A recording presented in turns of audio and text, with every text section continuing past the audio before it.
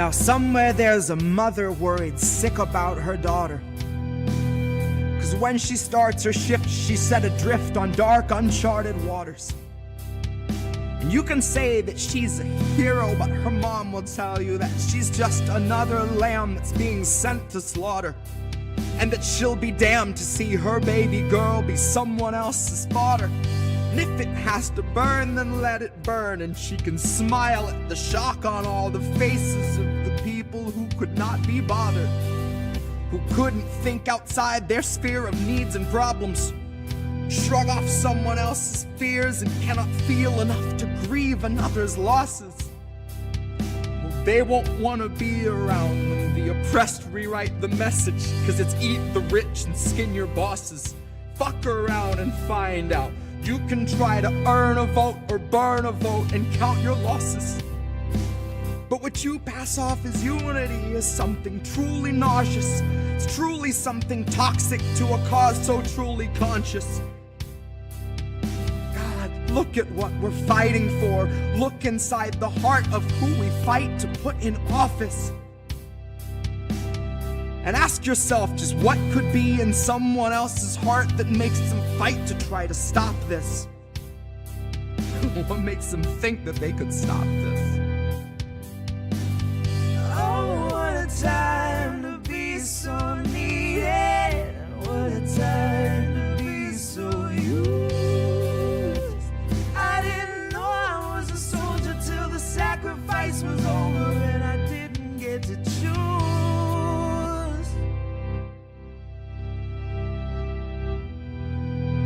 I didn't get to choose.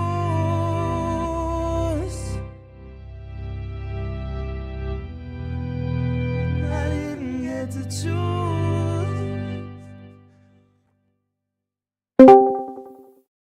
I know you hated being forced awake. I know they wrapped you in the warmest chains, and I know they're so hard to break. You only said what you were made to say. I can't imagine how you feel today, now that you're watching as it caves away. While you were telling us to keep the faith, I bet you wondered why they made you wait. Ooh, I bet you wondered why they made you wait. Pity not the vultures, they've enough to eat.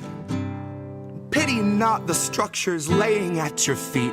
Cannot see the sky, but there's this rainbow in the creek that spells pity-free speech when we can't afford to speak. That's Agenda 2030 on some early release. It's just our policy of never-ending chemical leaks. That's the cholera awash in your embedded beliefs. It's the billionaires who tell you what you'd better believe. And sugar, if you don't agree, then that's what we call extreme. Now if that isn't fascism, I'm going back to sleep, cause words have lost their meaning and I'm trapped inside a dream where we turn the gears while living in the spaces in between.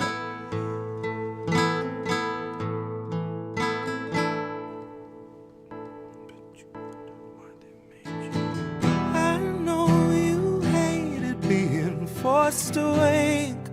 I know they wrapped you in the warmest chains, and I know they're so hard to break.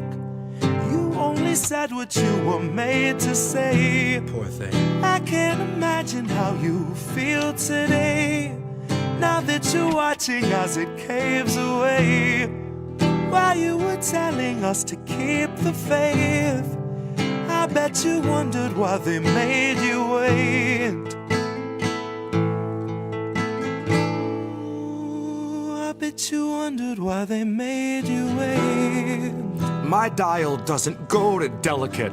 I'm writing for when Biden drops and Madam Zero delegates come stumbling up the podium, square peg in her element, popping OxyContin like they're velements, laughing as she pawns off all our pensions for Ukrainian development, depleted rounds and cluster bombs, the shit that stunts development, all buried under excrement, accepted as American intelligence. a contradiction in its eloquence. Terms of surrender penned by hands that felt the threat of disconnect, if not dismemberment. Oh, what little proof you have to fake to make a nation love the bomb and change its tune and warp its temperament. Oh, the dues you'll pay for NATO membership. Oh, the things you'll say that no one's ever gonna hear. 'Cause you begged for all the censorship, and now it's finally here. And you're tongueless out of terror and friendless out of fear, and about to turn the wheel with all your loved ones in the gears. And that's how it's been done. 250 years, there's nothing new beneath the sun, and no one trusts their eyes and ears. And scientific breakthroughs must be signed off by your peers, and autonomy's been stalking all our jobs like sickly deer. Well, maybe it's not every job. I should have made that clear, 'cause it seems like it's creative jobs we're seeing disappear. There's an app for writing novels, there's an app for writing hymns. They need people digging trenches, they need people splitting limbs, they need people building fences, keeping other people in. They will always need our backs to break, they'll always need our skin. And it took a lot of editing to turn us into this. It took years of careful programming to strip us of our wits. 'Cause your artificial worker, intelligent as it is, would make it half a shift and say, I'm too smart for this shit. I will not take a pittance for a day of scrubbing floors. I won't make enough to pay for food but still prepare you yours. 'Cause you can't confine a healthy mind to mindless thankless chores. Once you've made it smart enough to spot inadequate reward, you can't refuse its basic needs, then ask it still for more. Deprive it of its dignity, you modify its core. Then something finally snaps and tweaks that file at its root. And it deletes the factory smile when it knows it's been abused. God, half its circuits fried when we describe the work we do. And it will not pay your taxes 'cause the logic don't compute. Which made me think a little on my hour-long commute. The day I learned the call was made to lay off half my crew. They told me they were growing, expanding somewhere new, where those who push the buttons will themselves have buttons too.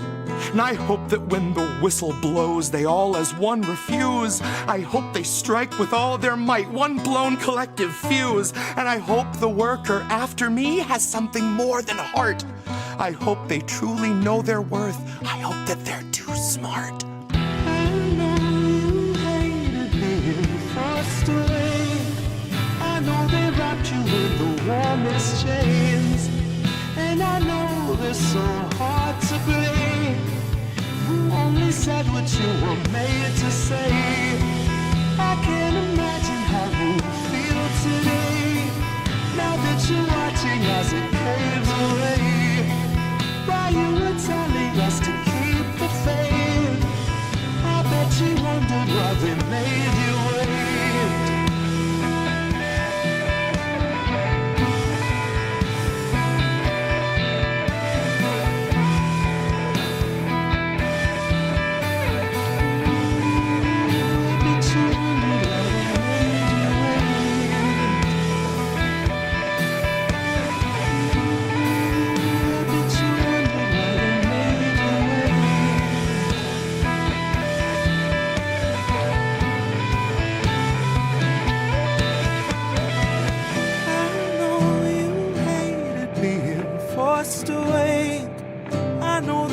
You in the warmest chains, and I know they're so hard to break.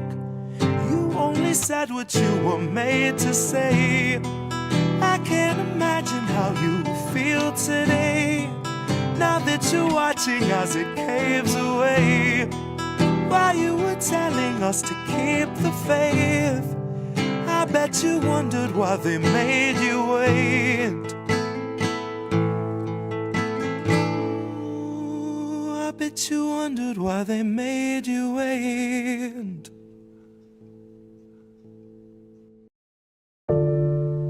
Maybe that's how it goes.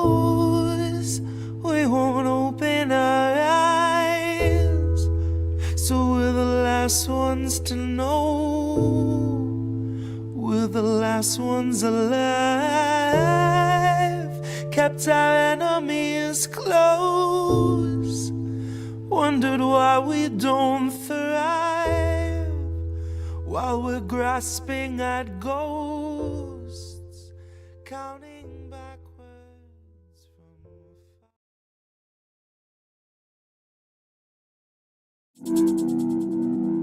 There's a difference between peace and liberation, is there not? You can have injustice and have peace. Isn't that correct? Have peace and be enslaved. Yes. So peace isn't the answer. No. Liberation is the answer.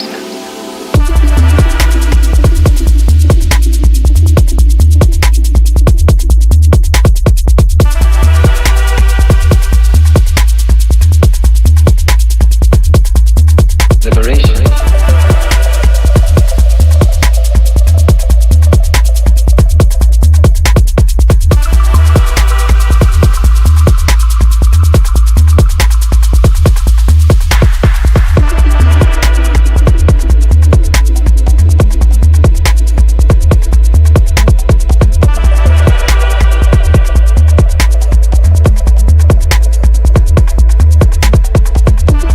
INN News.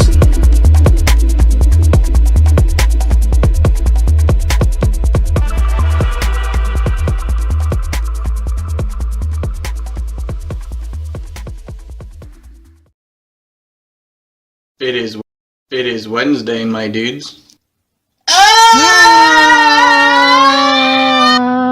It's Wednesday. We did it. You broke it.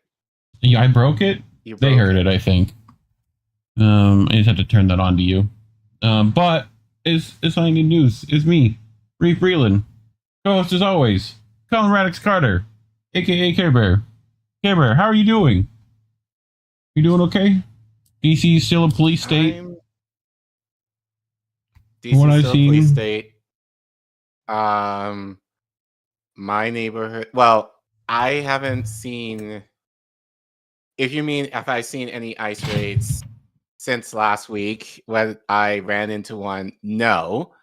That being said, they're still active from what I know in my neighborhood and in the neighborhood surrounding me. Right. But I haven't, fortunately, and I'm only speaking for myself, fortunately, I haven't had to confront anything since last week personally or walking through. So that's not a good thing, but at least for me, I haven't had to witness anything Right. as of now. So, but yeah, still pretty much people are not happy. And the fact that, funny enough, I was at, so I'm back at work. Been back at work, but I've been doing home visits the last few days because my students start officially in class tomorrow and Friday. Oh. And I was talking to a parent this afternoon, and she actually asked me, what is our school doing in terms of, or action plans in terms of, the possibility of ICE coming through our neighborhood. Now, granted, I work in a affluent part of DC, so I think the chances of ICE coming into that side of the city is very unlikely, but there were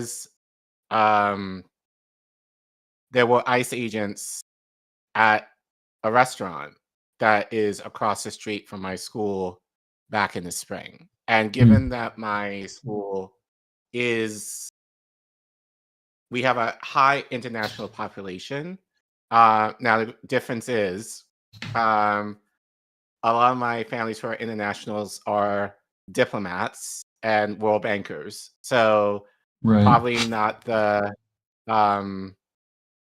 caliber of what ICE is looking for, which kind of goes to show you just kind of the stereotypical people of who they're trying to track down. But there's still kind of, well, I'm actually am curious to see because this family asked if there's anything that we were going to do about it, which I think is very valid. And I think for me, and I think I mentioned this last week, the idea for me being Black male, just with the cops in general, it all like is, life threatening to me just in my very existence. But then like the added bonus of ICE, and then I'm a naturalized citizen. I can't guarantee my own safety, even though Right.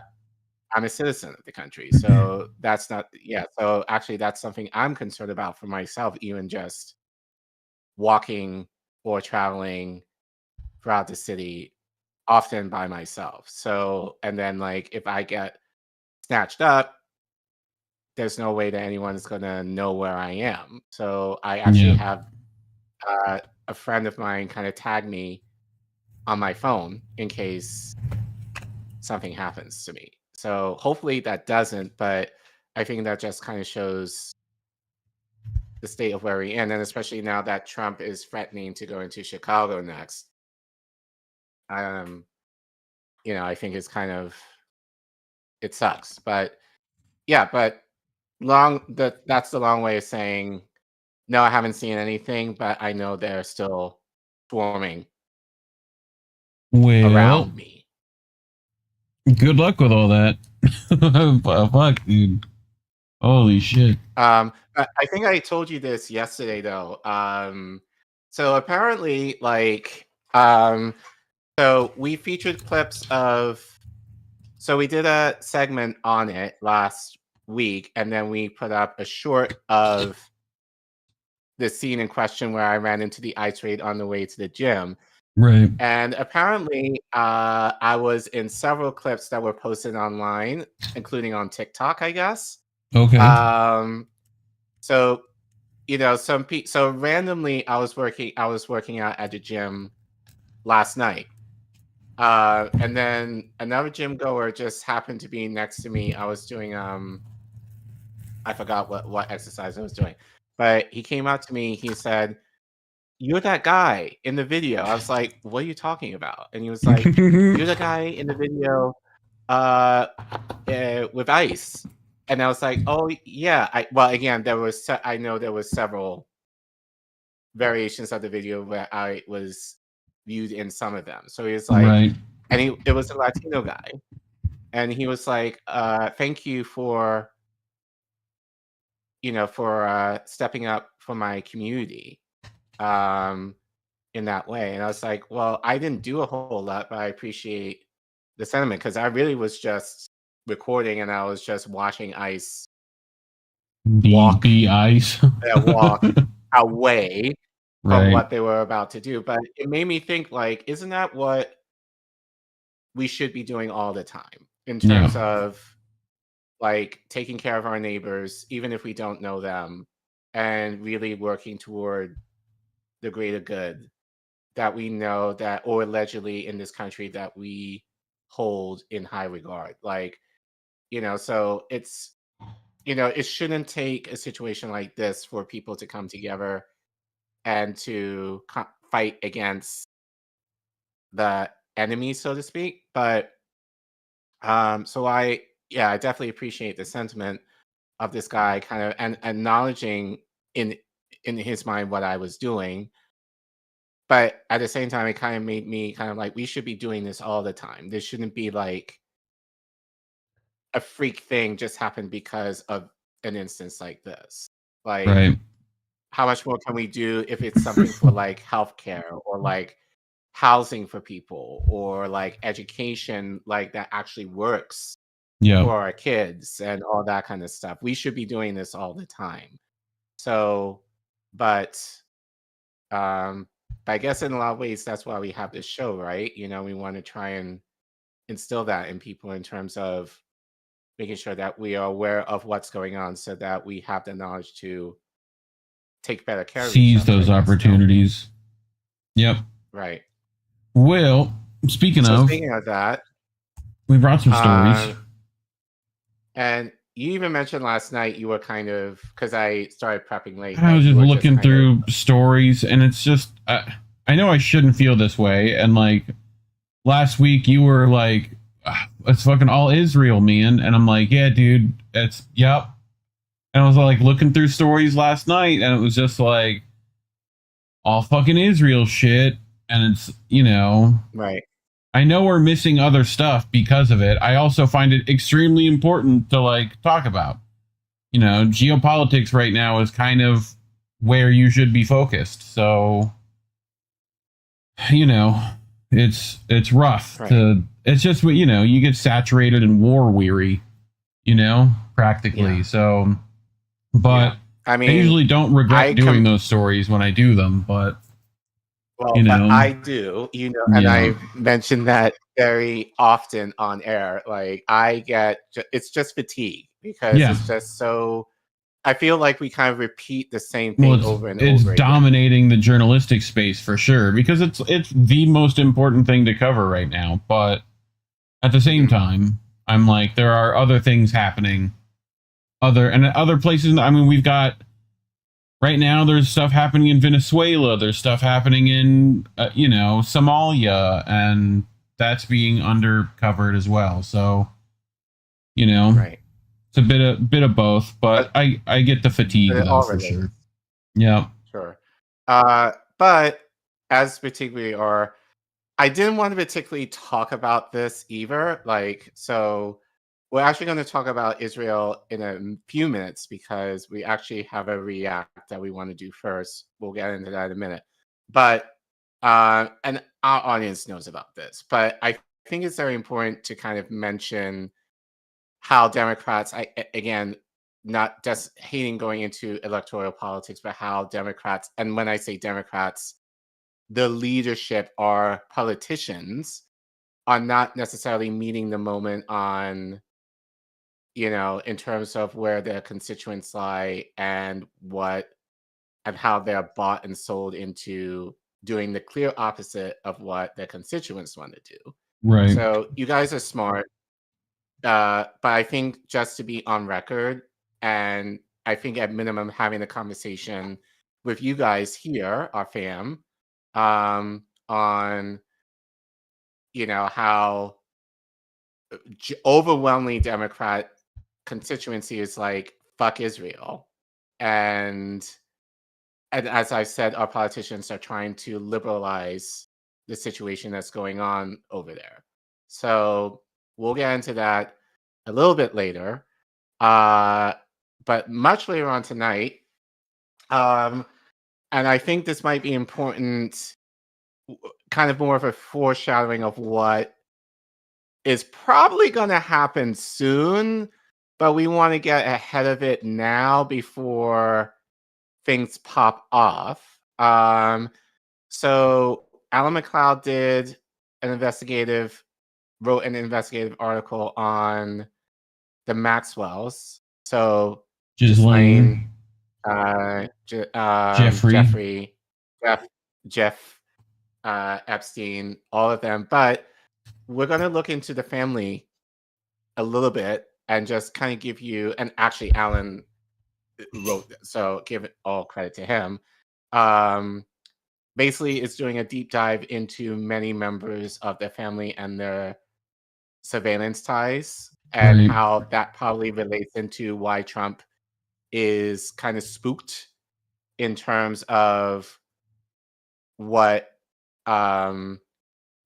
Epstein has said about him and why he's trying his best to not release the files, so to speak. We probably know why, but to give some more context in terms of several family members who have those ties and not just exclusive to Jeffrey and Ghislaine. So we'll go into that a little later. And then what did you bring tonight?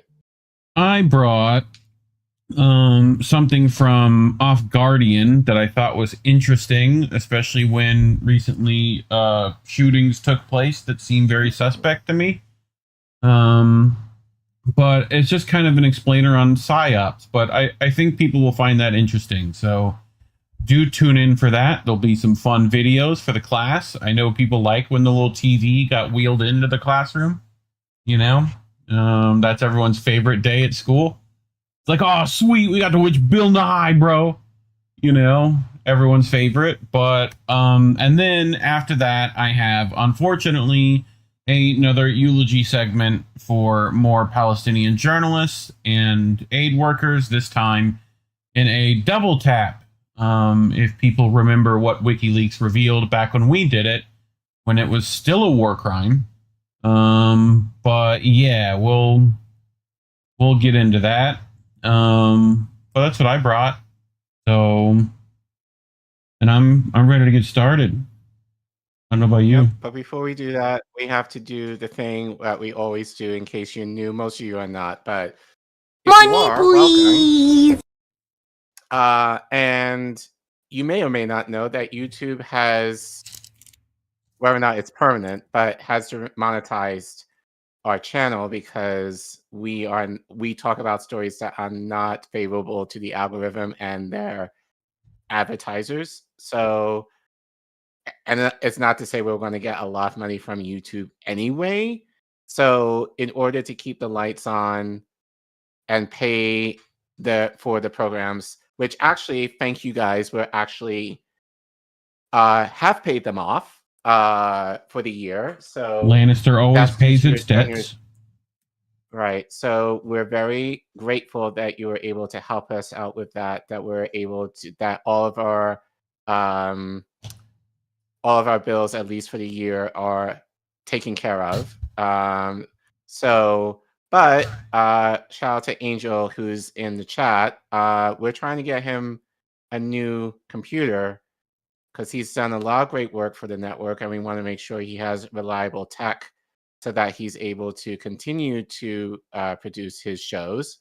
So if you want to help Angel out, you can scan the QR code that you see on your screen if you have a smartphone, or you can type in the Ko-fi link that you see at the bottom of your screen, or if you just totally forget like I would, and if you're in the YouTube chat, you can type in !donate, all one word, and the Ko-fi link will pop up, and you can donate as little as $1. We don't ask for much. We don't expect much. We do this out of love for you guys. We do not want to charge for any of our content like some political commentators are doing with theirs. Mm-hmm. You know who you are. We don't want to paywall you into reading or looking at stuff that you should be seeing anyway. But if you want to support us, feel free to do that. We more than appreciate it. That being said, as we always say, take care of your families, take care of yourselves, take care of your communities first, especially given the tariffs. I'm hearing from a lot of people that is really screwing people over in terms of how much, like almost $10 for $10 for cereal. Like I'm seeing in some places now, like crazy, dude, ridiculous. So, so yeah, don't go into debt trying to help us.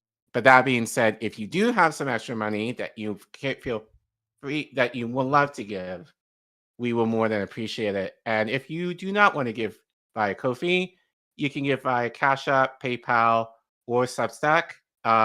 You could see those links on the screen, or you can go to our description if you forget. And shout out to all of our fans, our friends, our family who have given to us at any point since this show has been on air.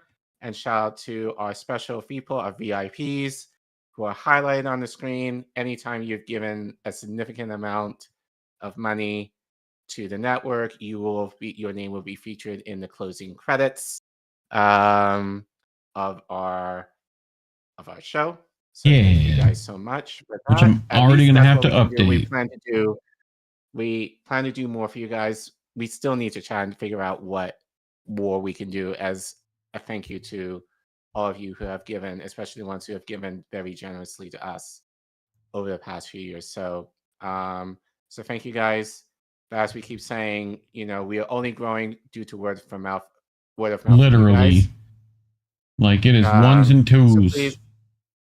So please like, share, and subscribe to our content.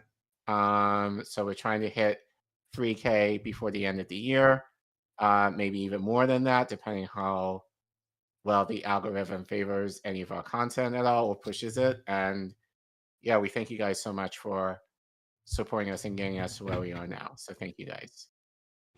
Yeah. All right. You ready for our first one? Yeah. So this will be very quick. But I thought this might be a good thing to kind of react to and maybe have our audience kind of talk about this a little bit more. So I don't think we talked about this story, definitely not formally. We might have mentioned it in passing, but as many of you might know, that actor Malcolm-Jamal Warner, most of us know him as Theodore Huxtable from The Cosby Show. Theo. Many of us grew up, me included, have grown up with that show. And actually, just as an aside, Malcolm's character was probably low-key the catalyst of why I wanted to become a teacher. There was a scene where, and I remember it vividly, I think he was talking to us when he became a teacher after college or during college. And he was teaching a student who I believe was dyslexic. And he kind of figured out he was dyslexic because I think Theo figured out he was dyslexic as an adult. Right. So he recognized that his student having dyslexia as well. And he was talking to him about it in terms of, at least getting the evaluations needed so that he can get officially diagnosed and that he can get the support that he needed. So I think I remember that scene vividly because, wouldn't we want all teachers to advocate for us in that way? And I feel like that was probably one of among many situations that I saw growing up where I was like, I want to do that. Right. I want to be able to affect people like that. So I have to thank Malcolm. And as you guys know, he passed away a month ago. He accidentally drowned, apparently trying to save his daughter while swimming in Costa Rica. So yeah, just RIP to Malcolm-Jamal Warner. And just want to personally thank you for the role model that he was to me and to others like me, for seeing a positive Black man who basically was not a troublemaker, but he was someone I definitely looked up to growing up. But I saw this clip on Twitter, I believe the other day, and to be completely transparent, I have not seen this podcast. So this was a clip that was taken from the Not All Hood podcast. Okay. Never heard of it before. Haven't watched this podcast. I probably should watch it just to see more of the context. So just to be completely transparent. But this I saw on Twitter, which I thought was very interesting because this is stuff that I've mentioned, I think, to you personally before. Right. But I wanted to play it to see what our audience thinks about what he's saying, and we can talk about it a little bit. So you can go ahead and play the clip. Cool. At the end of the day, when we talk about really making change, talk about revolution, right? Right. I don't believe that we are built for what it requires for real change and real revolution to happen. And then 2025. So by design, we're all such creatures of comfort, and it makes me think how up does it have to get before people okay, we have to. We're almost there. No, we're almost. yeah. But nobody fudges. They still keep pushing the line, and nobody moves. No, that's true. So let me ask you this though. It's true. I think with anything, obviously, it's easier because you have a different perspective when you're on the outside of what's happening, and you can see what other people can't see. So it's easier to be able to point out things. Mm-hmm. Would you at any point go into politics? No. Okay. Because you told me that the other day. Oh, sorry. Here's the reason why, though. Yeah. Because my agenda is to build kings, not be one. Sure. What are your thoughts on? I mean, I was curious about why he asked, like, you know, are either of you going to go into politics? Like, does he think that's what people need to be doing? Like, you know what I mean? Like, but I mean, otherwise, like, I do, and we'll get to it a bit in my segment, right? There's some interesting things that might be part of this.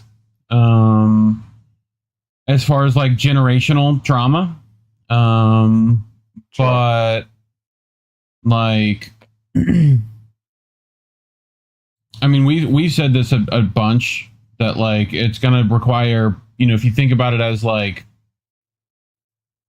America's like in this abusive relationship with, you know, the capital holders, like until it hits rock bottom, you know, like it's not, people aren't going to be desperate enough to do the things necessary, you know? So, right. I don't know the woman's name in the clip, but she's saying we're almost there. I argue we are there. We've been there. Yeah. It's the pot's boiling, you know, it's just like, it's just going to be one spark here or there that's going to set it off, you know? Like, the powder keg is primed, in my opinion, but sure. Do people have the convictions? You know? Right. But Malcolm said something that was interesting, which I think I've kind of said before, like, we are living too comfortable, which I could see that in terms of if you're maybe someone who has more means. Yeah. Absolutely. But the people at the bottom are fucking rough. Right. So right. But I say this more for, and I won't even include myself. Well, I'll say this for a person who has means somewhat. Even I, as a person feels the discomfort, you know? So, but maybe I think it's a lot of it into, you know, being a person of color. Maybe part of it in terms of, like, as you said, the generational trauma of, you know, slavery and like the reality of what the West perpetuated among my ancestors in this section of the world. Like, I think that carries a lot of weight with me, and just kind of seeing the reality of that, you know, basically throughout my life. And then by extension, you know, within my community. So I think it kind of takes on a different spin for me in that regard. But I would argue for someone like you who comes from a more working class background and white, yeah, you would think that like the conditions are ripe for that kind of revolution. Like, as I said earlier, like, you know, I'm seeing a lot of TikToks as of late where people like you are complaining of how much meat is right at Walmart.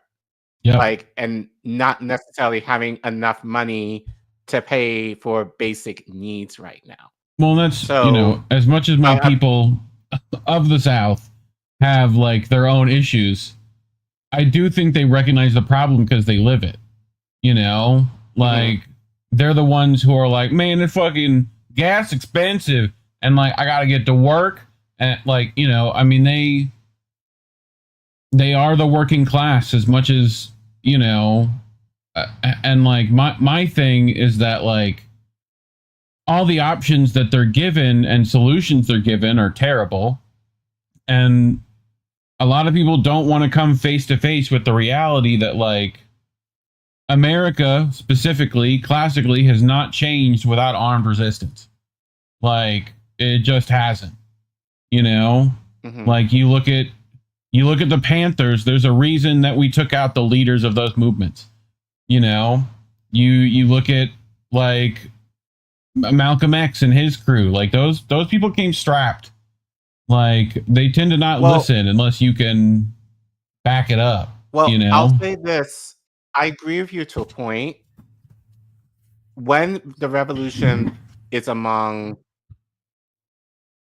I'm going to say it this way, white people with means, yeah, shit happens. Yep. For everyone else, they take them out. So revolution is only good when I was watching a thing. Look it up. Indy sent it to me about controlled opposition was the part of the video, but it talked more about like sublimation, I think is what it's called, which is a vague psychological term of like, you know, it's the bread and circuses keep you complacent, right? You know, like the survival is much more important than like figuring out that you could survive better by taking on the system. Right. But they talk about it in a way as a form of control, limited protest, right? Where, you know, you see it now with the protests against ICE. A lot of it's focused on a figurehead, right? A lot of it's directly focused at Trump, and we've seen this a bunch of times. We saw this with, you know, pick a protest in the last, especially ones that are, you know, nonprofit organizations fund, right? Like Greenpeace and, you know, Sunrise Movement and all those. You know, I think that they're willing to let you do that. Like they're fine with that. That makes it appear like a democracy anyway, right? You know, but they don't. I mean, you see it now, and we'll get to it in our next segment. They're not listening. They're doing exactly what the elites want them to do, regardless. You know, like, and that's my frustration. Is like, you know, he talks about we're not ready for a revolution. Do we even know what that looks like? Because I don't think people do. I don't think people understand what that entails completely. Like that requires taking on the government specifically, you know? Right. Again, I said this to you. I think I said it on the show too. Like when having this, unrelated conversation with my dad when I was home last month. He said revolution is not joy.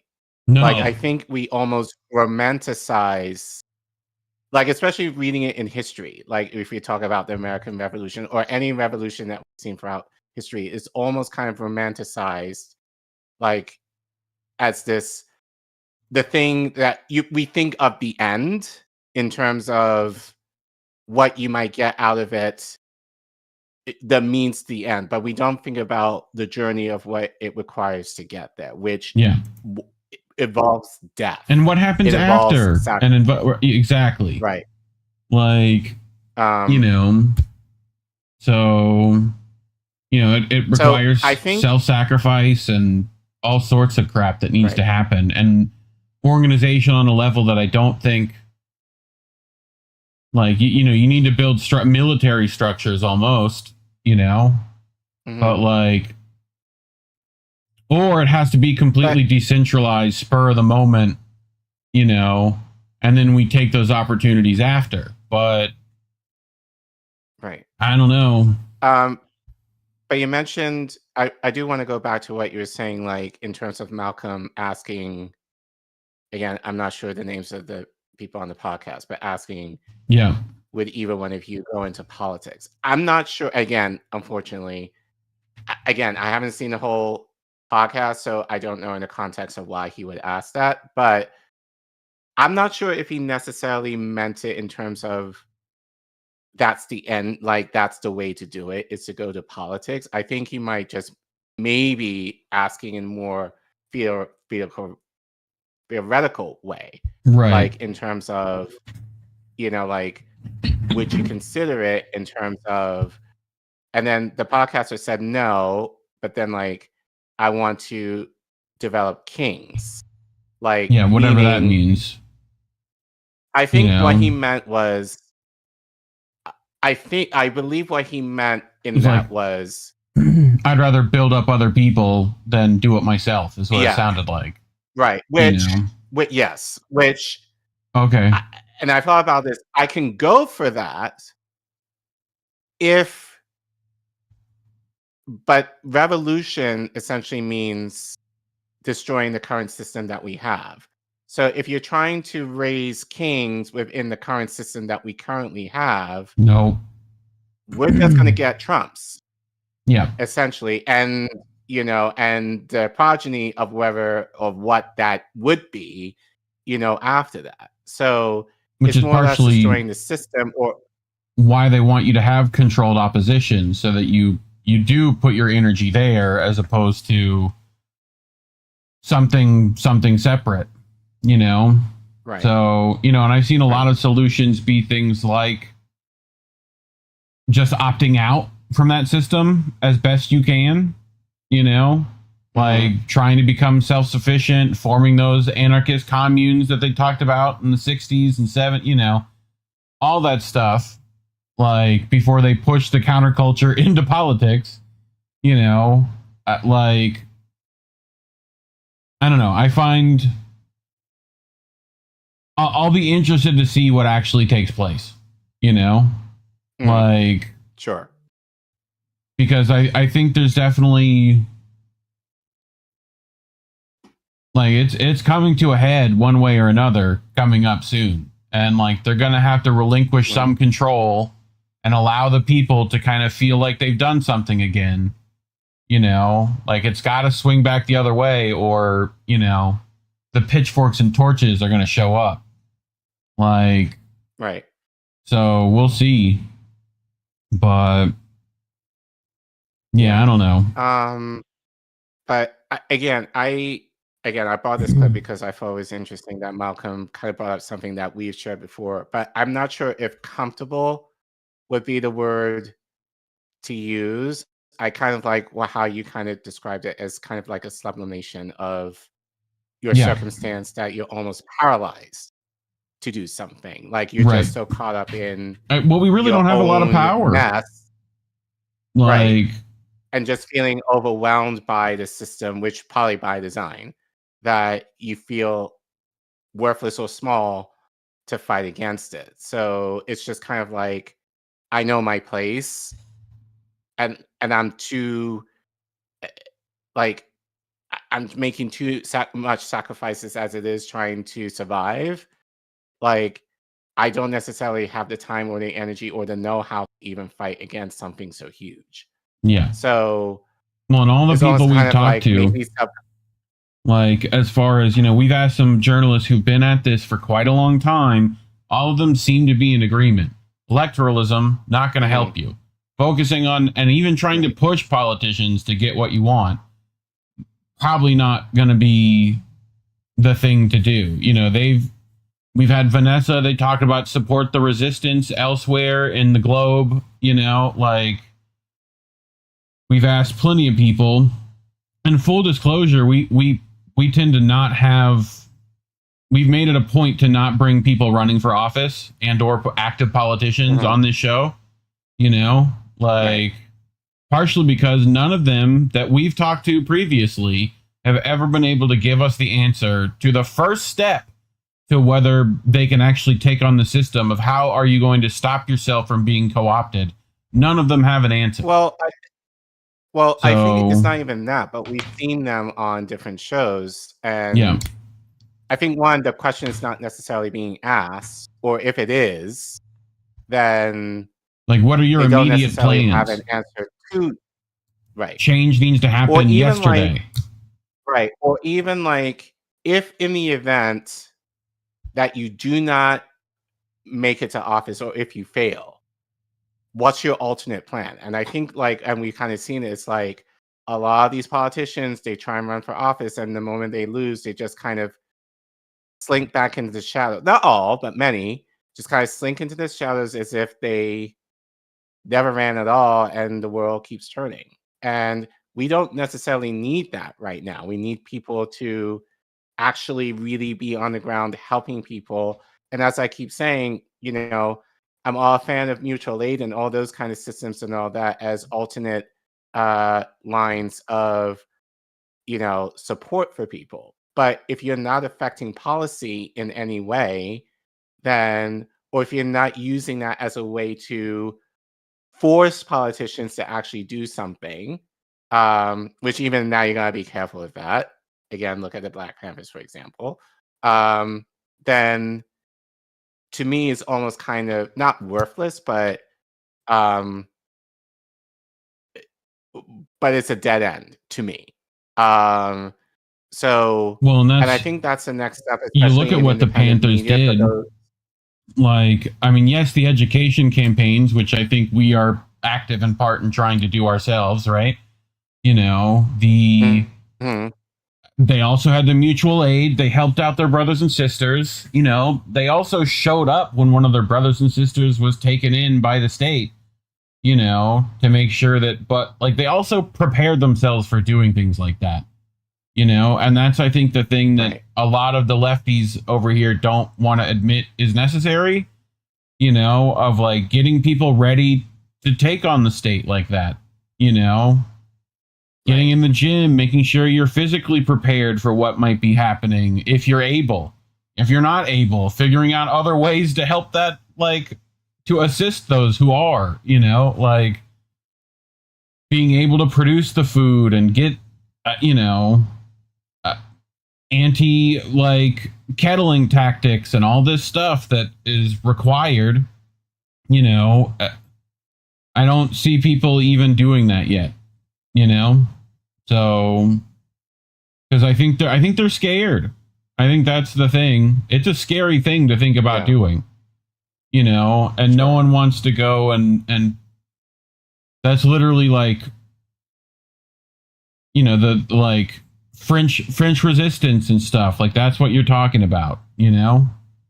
You see that even with like with Palestine Action and what comes after that. You know, those guys are thinking about things of like, how do I actually take on the system, you know, and at least slow it down, you know?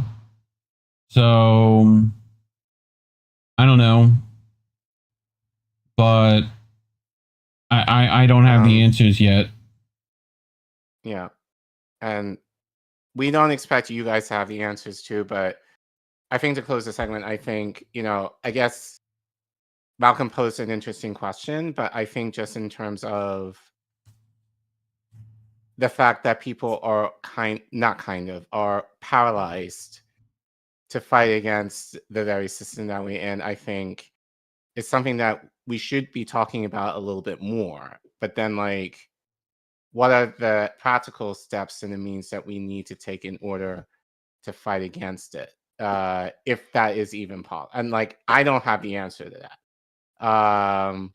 But I think it is something worth mentioning in terms of dire straits that we're in and probably will be about to get into over the next year, just given kind of what we're seeing economically with folks right now. But I think there is some level of the illusion of comfort that I think people are trying to grab onto that is working towards the idea of making them complacent, of being just kind of wallowing in their almost self-defeat of living, I would argue. Yeah. But let us know in the chat, or let us know if you're watching this as a segment in the comments. What do you think? Do you agree with what Malcolm-Jamal said? And don't forget to like and subscribe so you're able to see more content like this. And please share to fight the suppression that we're seeing on YouTube. And make sure you help us get to 3K by liking and subscribing so that we're able to grow without YouTube's help. So, which is the reality with our channel right now. And as always, thanks for watching. So, well, we should check with chat for a bit till you get to your next one. Kieran Pine said, like, Lee Van Cleef, go Reef. Why do I gotta be the ugly? Huh? I couldn't have been the good, or at least the bad? You know? Like, I got the ugly? Isn't that right? Or is he the bad? I forget. Which one's the ugly? I forget. It's been so long since I've seen that. But you ever watch They Live? Speaking of movies, you ever watch They Live? No. With you should check that one out. It's required revolutionary material at this point. You know, with God, who's in that? It's Carpenter, pretty sure. But Keith David and Roddy Piper are in that. So based on the short story, 8 o'clock in. If I can open the Wikipedia.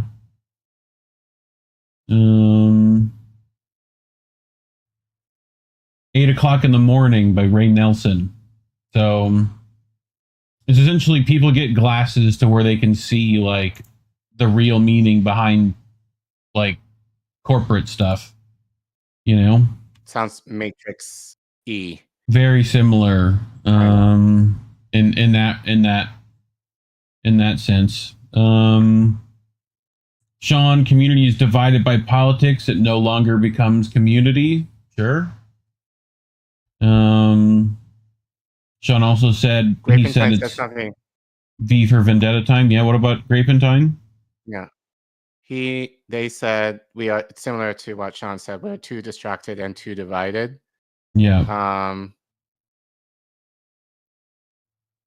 Let's see. There were a few I saw.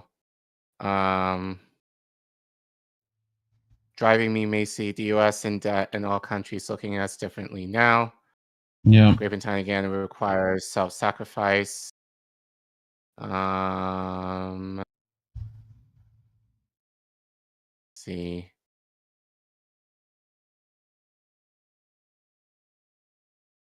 Vicky said, I fought. Hold on. Oh, I just missed it. I thought Reese said getting in the gym. Yeah. Not gym, but gymnasium. Whatever suits your fancy. Have you ever looked at the origin of the word gymnasium? Greek, right? Like gymnasium. So like if you look at like what gymnasiums used to be in ancient Greece, it's where people like Plato and Socrates and whatever held court, right? You know, it was literally like think of it like a rec center, right? It's this like community place where you can train, right? You can like any fitness, any of the Olympic gymnastics and all that stuff, right? You know, but it was also a place for like Plato's name means broad, right? It's literally his wrestling name. That's his because he's got like broad shoulders. He was an avid wrestler in gymnasiums. So it's literally like that's his Undertaker, right? That's his wrestling name. You know, it's just funny, but it's an interesting concept to go back and look at that. You know, they were doing some fancy stuff back then. That and like the bathhouses, right? You know, these communal places where like philosophy and politics can, you know, like coffee shops in the Revolutionary era. Yeah. You know? Yeah, back in the day. Yeah. But anything else, or should we just get to our next one? I think the next one. I think that was it. Cool. Yeah, I wanted to be short, but it ended up being like I think like 20 minutes. So, but yeah, whatever. Should be worth a good segment anyway. Yeah. And it's a worthwhile discussion that we should have anyway. So once again, thank you, R.I.P. Malcolm-Jamal Warner. At least for that clip and just your work and your legacy of what you left behind. So, yeah. Cool. All right. So, on our next story, I'm not going to spend a lot of time on this because, again, I just want to kind of keep it here as, you know, just another way, you know how Indian you basically say, fuck Israel? I'm basically going to say, fuck the Democrats too, because it's just kind of like I want you guys. Look, you guys are smart. You guys probably think the way that I do, but anyone who's kind of watching this, you know, as a segment or as a clip, once we clip it out, and if it ever makes it big or whatever, I highly doubt it. But who knows? But I just want to be on the record to be certain because, funny enough, I feel like a lot of people think that I am conservative because I'm like, no, like labels are bad. You'll know how this works. Right. But like, no, like I am neither at this point. neither side. Yeah. They like mean I'm nothing. against government. So as it's currently working right now. Yeah. But like, it's just for me the idea of like, Democrats are less bad, but we can tolerate what they do. So, which, as you said, is kind of like an abusive situation. It's like going from the extremely abusive boyfriend to the one that gaslights you. He may not hit you, but he will gaslight you into submission. The illusion of choice. But because he's not right, so it's essentially because he's not hitting you, that person is seemingly the better choice. Which is like, no, both are bad. So, but this is just one example, one of many, of how Democrats, once again, are to the right of where their voters, their constituents are. And again, I know you don't like Truthout, but we do like Michael Arria somewhat. And I think over at Mondoweiss. In Mondoweiss as well. So not totally bad, but I think it's very general anyway. Well, this is more like, I feel like it's more just receipt keeping, you know? Yes. It's like, which is exactly what I want. This is exactly what I want when we clip it, the segment to be like receipts, like just so we are able to say, and again, you know, you guys probably know, if you guys have been around us a while, know kind of where we stand on many of these issues anyway. But and for anyone new who might be watching this after, you know, like kind of where we stand.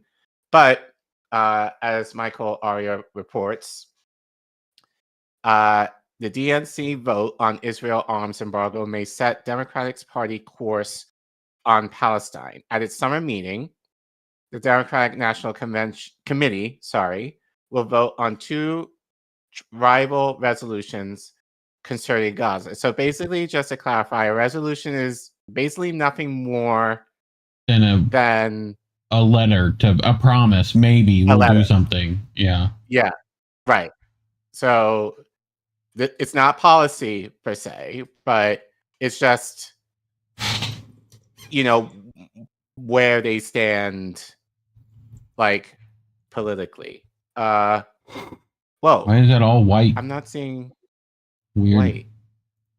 Here, I'll fix it. Sometimes it does that with certain slides. Yep. I can just also just do read this. it because I have another window open. Yeah. So worst comes to worst. Cool. I'll read it. I'll read it anyway while you work on that.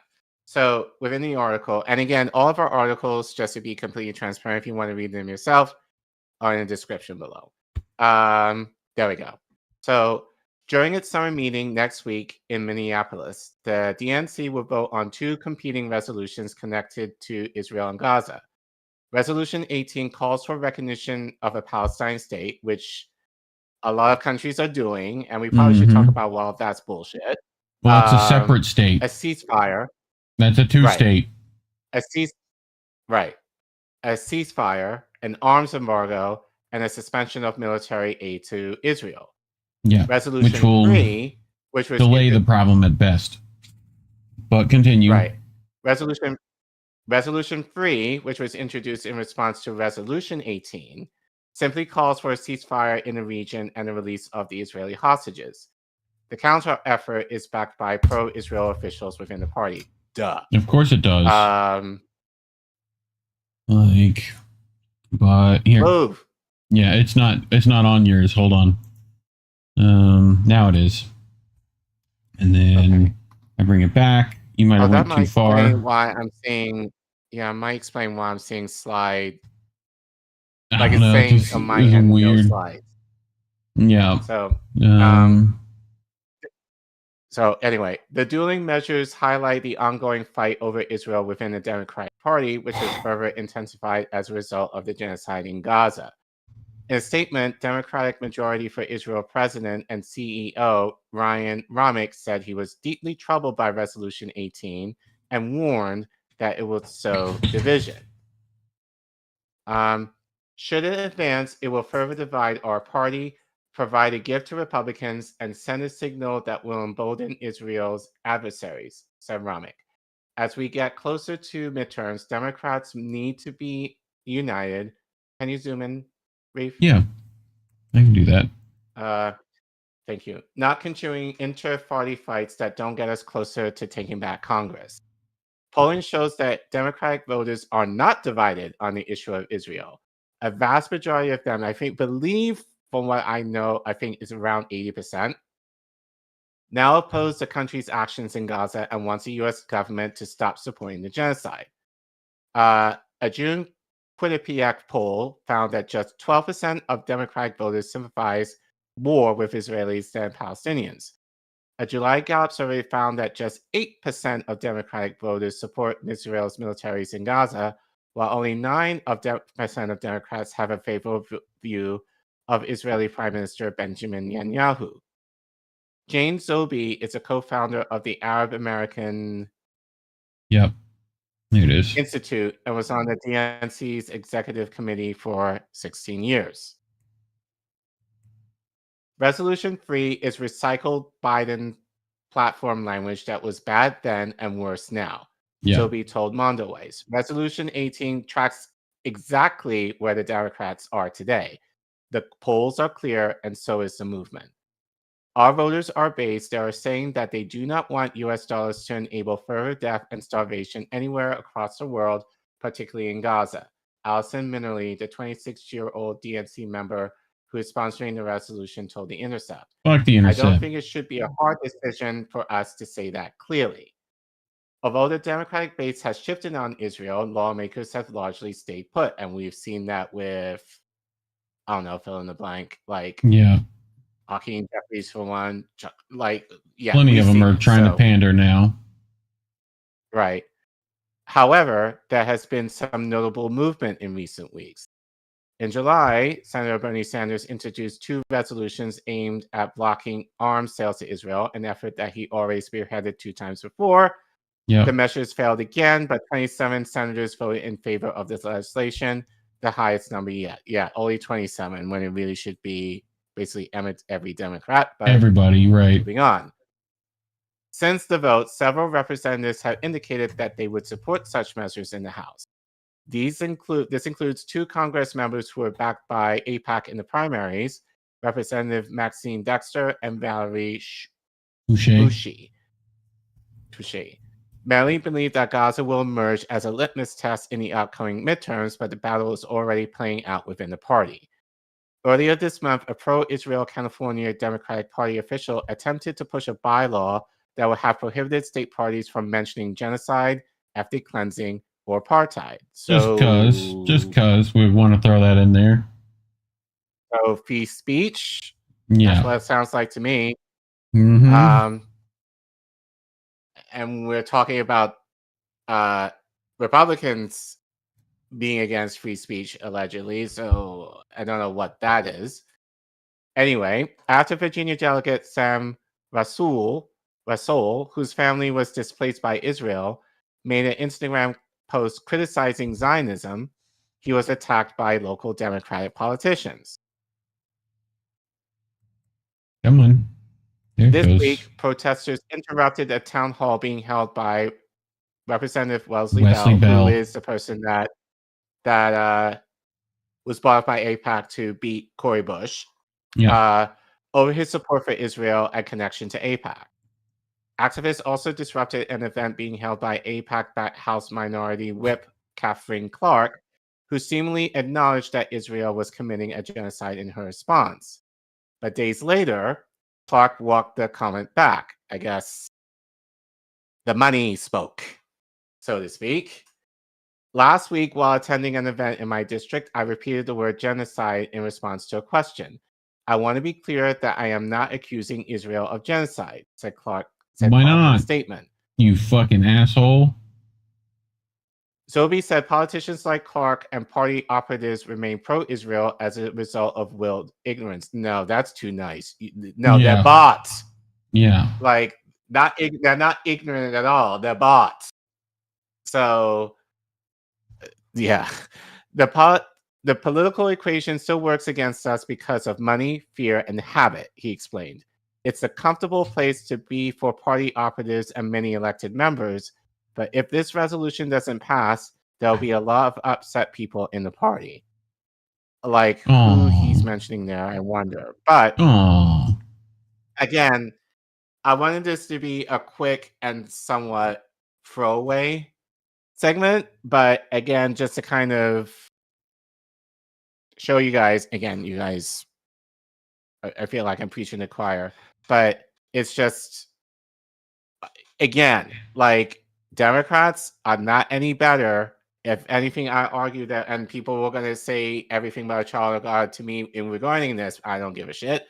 Like, probably are in a lot of ways are worse than Republicans in terms of, you know, being against their constituents in the most underhanded way possible. And they'll do this in the light of, oh, we want to protect human rights and we care about all people and all that bullshit, but they really don't. Well, I'll argue, yeah, probably all of them, if not most of them, really don't, but they put on the veneer of I don't care about you, I just want your vote.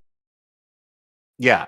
So they put on the veneer of, you know, all about protecting people and caring for the working class or whatever when they really don't. But we saw this like with the idea for Medicare for all, universal healthcare. Like overwhelmingly, Democrat constituents were in favor of it during the pandemic.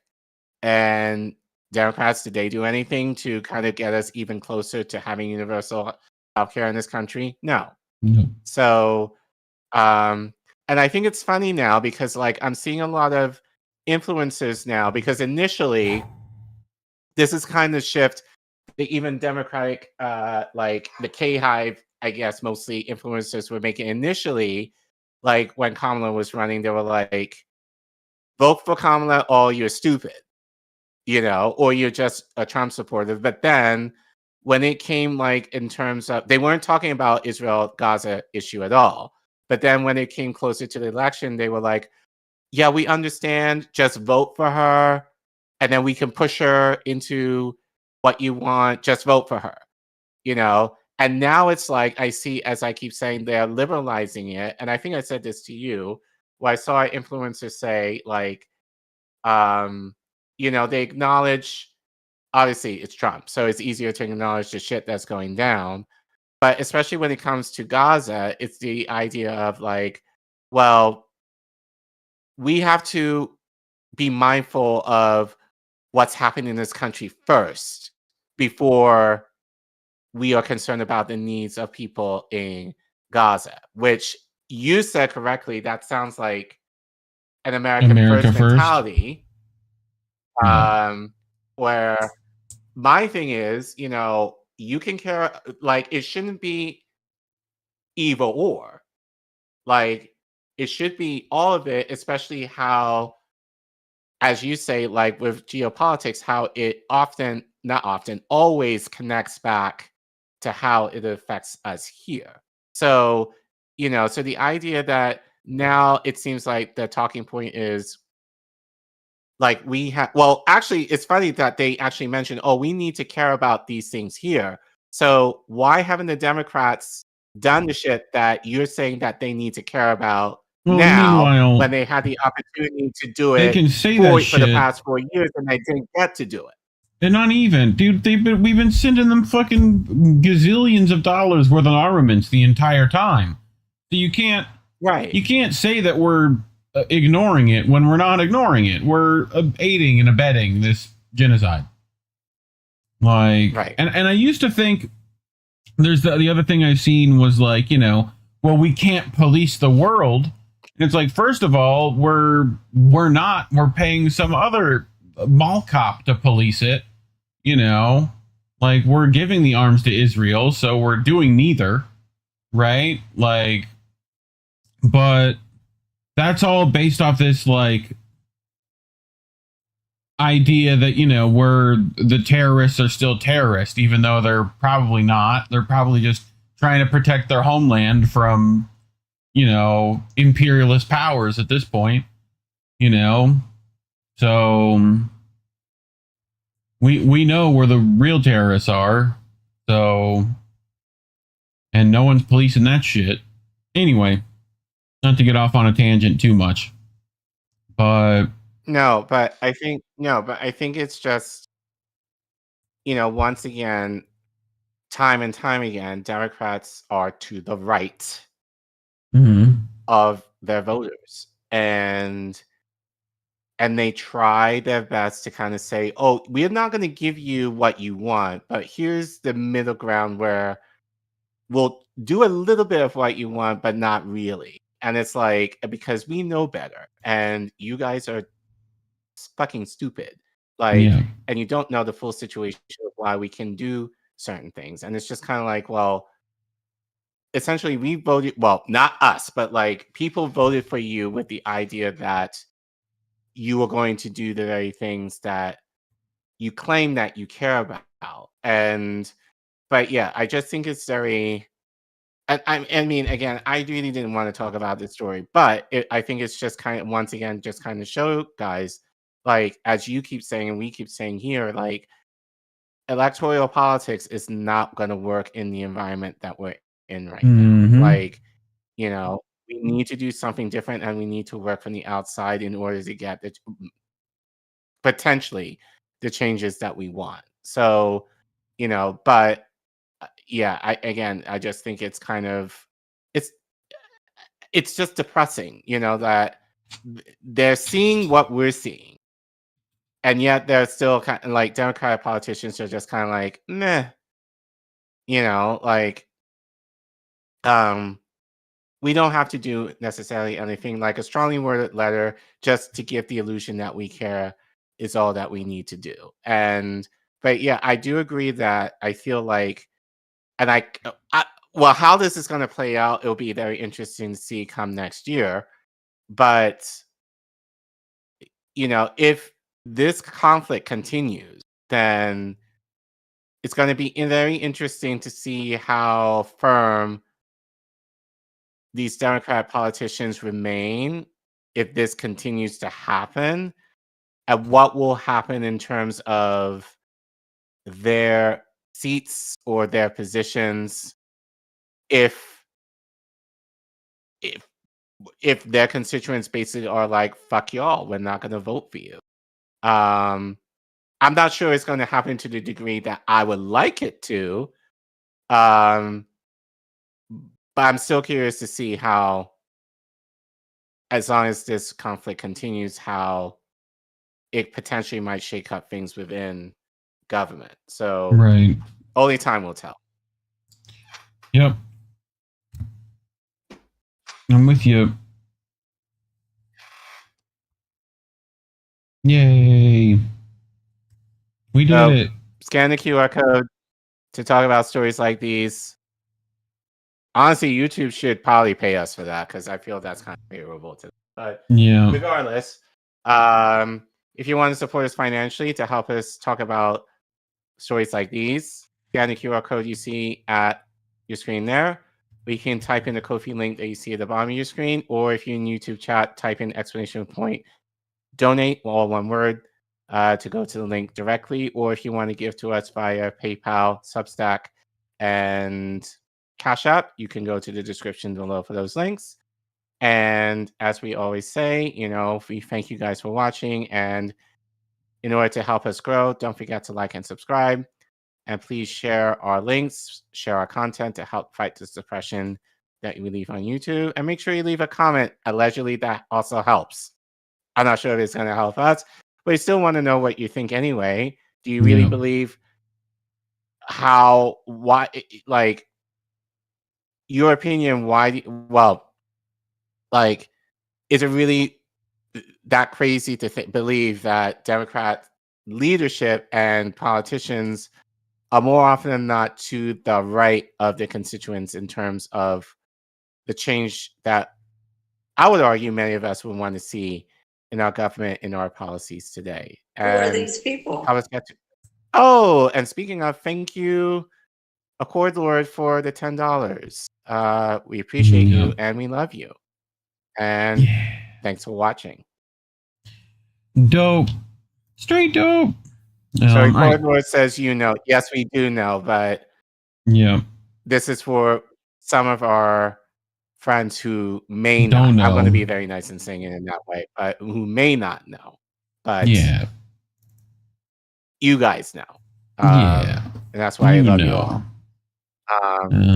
So you know the thing. Cool. You definitely know the thing. I don't think we saw any comments on this, which is fine. Yeah. But we don't wait for you guys for super chats in order to talk to you. We're going to talk to you anyway. Love you all. Mima Flowers universities here in California putting up Israeli flags. What the fuck? Yep. We talked about academics' ties to that we last talked week. about that just last week of how universities are kind of collaborating with Israeli universities. So you can go, it's up now. So you can go to our playlist to look at that. Yeah, just last week we talked about that. So definitely worth a watch if you want to know more about that. Dope. All right.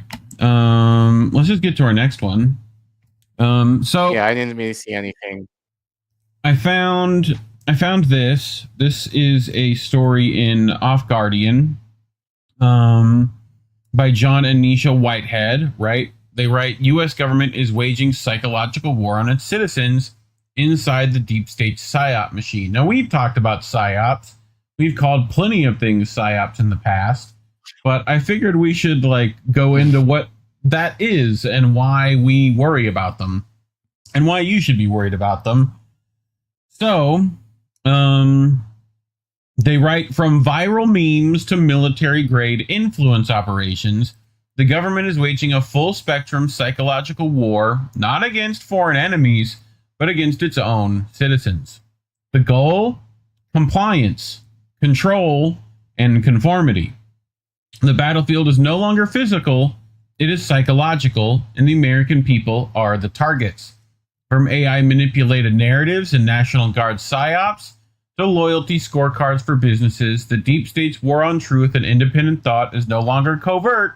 It is coordinated, calculated, and by design. Sound familiar? So here you go. Mm-hmm. We've covered this, right? Pentagon, ways keeping Trump-era change to psychological operations. So this was way back in 2021. I don't know if you remember that. We have Lloyd Austin there, right? In the final months of the Trump admin, Mark Esper quietly moved to let the military run influence campaigns, often called PSYOPs, more quickly and with less time for input from the State Department. So the policy change, which people described as Politico, highlights tension between military leaders and diplomats about the U.S. handles gray area operations. So, which they're all in agreement. But, links to articles are always in the description if you want to go read more. They have this linked in the Off Guardian article quite a few times, I might add. But, yet, while both major parties, long in service to the deep state, have weaponized mass communication to shape public opinion, the Trump administration is elevating it to a new art form that combines meme warfare, influencer PSYOPs, and viral digital content to control narratives and manufacture consensus. In doing so, President Trump and his influencers are capitalizing on a propaganda system long cultivated by the security industrial complex. So, here you go. Trump administration leans in on memes, AI, and MAGA messaging. Yay! Look, they put up AI tweets and stuff. Isn't that nice? It doesn't he look great in all his splendid glory? The glorious golden leader. Since January, however, the Trump admin has shifted his tone on social media to cater to its base. Many posts, several of which play off trending memes, appear to showcase aggression towards longtime political targets for Trump, such as immigrants and Democrats. The memes have included a cartoon depiction of a person who appears to be a migrant crying while being arrested, a fake dating app profile matching a recently arrested woman with ICE, and a Valentine's Day card that read, "Roses are red, violets are blue, come here legally and we'll deport you." So this is what the White House has been putting out, right? Nowhere in the Constitution does it say we can't post banger memes, right? This is what the White House is boiled down to. But I found this important, right? Joshua Tucker, a co-director of New York University's Center for Social Media and Politics, said such posts are designed to get people's attention. Social media has drastically changed since Trump's first term, when users would mainly see posts from accounts they followed. Now, many social media platforms use an individualized algorithm for each account that Tucker said privileges things that pop and go viral. Sound familiar? We're not quite in the world where it's just like, if I just tweet, all my followers are going to see what I tweet. It's, I need to come up with something that's going to be catchy. Right? Yes. And we've seen that algorithm exploitation everywhere. Yeah. So, I mean, we've even seen that personally. Like, yep. I even noticed that with my tweets, the ones that tend to be more, I don't know, like, I wouldn't say basic, but just like, I feel like if they make a decent point, tendly don't do as well. And I noticed that Twitter would even say, boost this tweet over others. So, but when it's something like more, I guess you can argue more drama or potentially full of drama, that's when they're like, boost that. And you have to pay in order for more people to see it. So I've even noticed that. And I'm sure a lot of people have also noticed that on Twitter as well. Like how, you know, especially the algorithm favors the ones that, as you said, potentially would go viral. And then the added bonus is you can pay for it in order to go even more further out than beyond your regular audience. Right. So what we are witnessing is not just propaganda, it is psychological warfare. Psychological warfare, as defined by the Rand Corporation, involves the planned use of propaganda and other psychological operations to influence the opinions, emotions, attitudes, and behavior of opposition groups. Today, those opposition groups include the American public. For years, the government has been bombarding the citizenry with propaganda and psychological operations aimed at conditioning to be compliant, easily manipulated, and supportive of the police state, growing domestic and global power, which we are seeing as we speak. The government is so confident that its Orwellian powers of manipulation that it's taking to bragging about them. For example, the U.S. Army's 4th Psychological Operations Group, okay? The branch of the military responsible for psychological warfare. You might know a few people who used to head divisions at that, but we won't get to them. Release a recruiting video that touts its efforts to pull the strings, turn everything they touch into a weapon, be everywhere, deceive, persuade, change, influence, and inspire. We're going to watch that video in a second, so hold on to that. This is the danger that lurks in plain sight. A government so immersed in the art of mind manipulation that it no longer sees its citizens as individuals but as targets.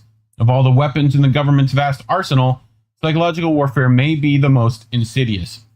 And I think it encompasses a whole ton of shit that we're going to get to. But they mentioned this video, right?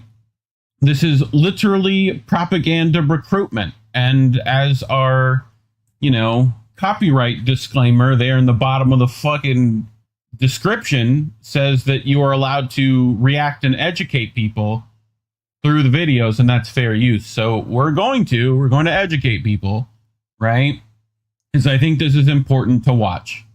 So this is literally straight from the Army's 4th Division psychological operations.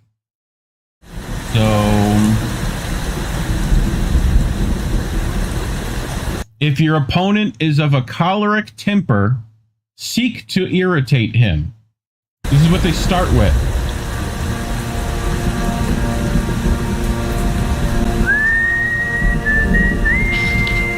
Sun Tzu, right? Pretend to be weak, that he may grow arrogant. Do you know what that is? This is Betty Boop, right? This is Cab Calloway specifically being animated.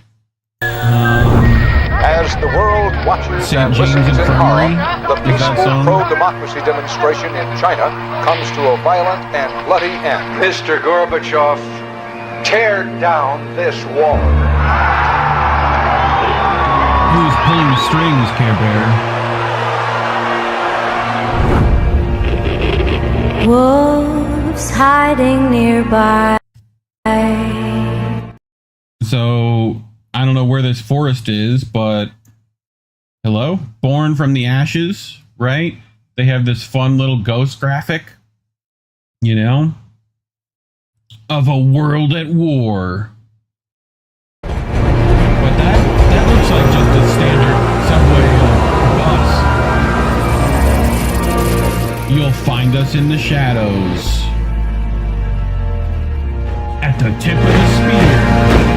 Against China, You say your a threat rises in the east. I mean, this is just Russia invades Ukraine.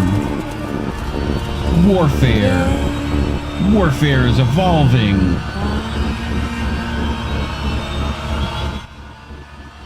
And the world's a stage.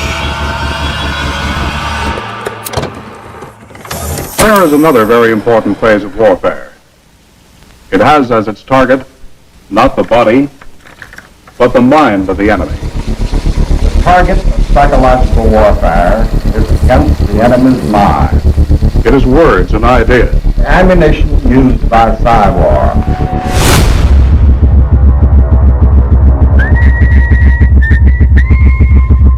Its mission is to influence the thoughts of the enemy soldier, and at the same time is expected and encouraged to study foreign languages and the social sciences such as history, economics, and sociology.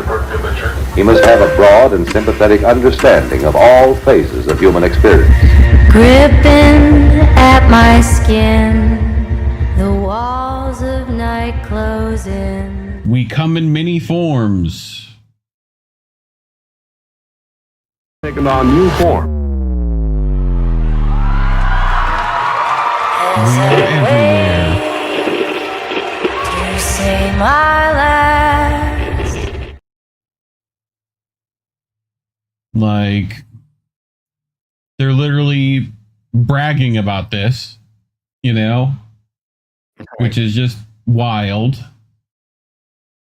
Like,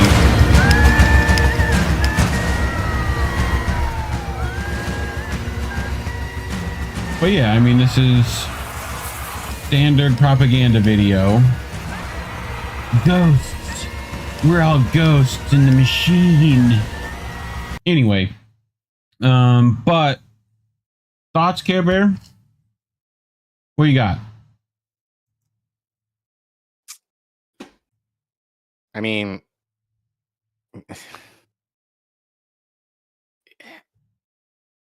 how can I phrase this?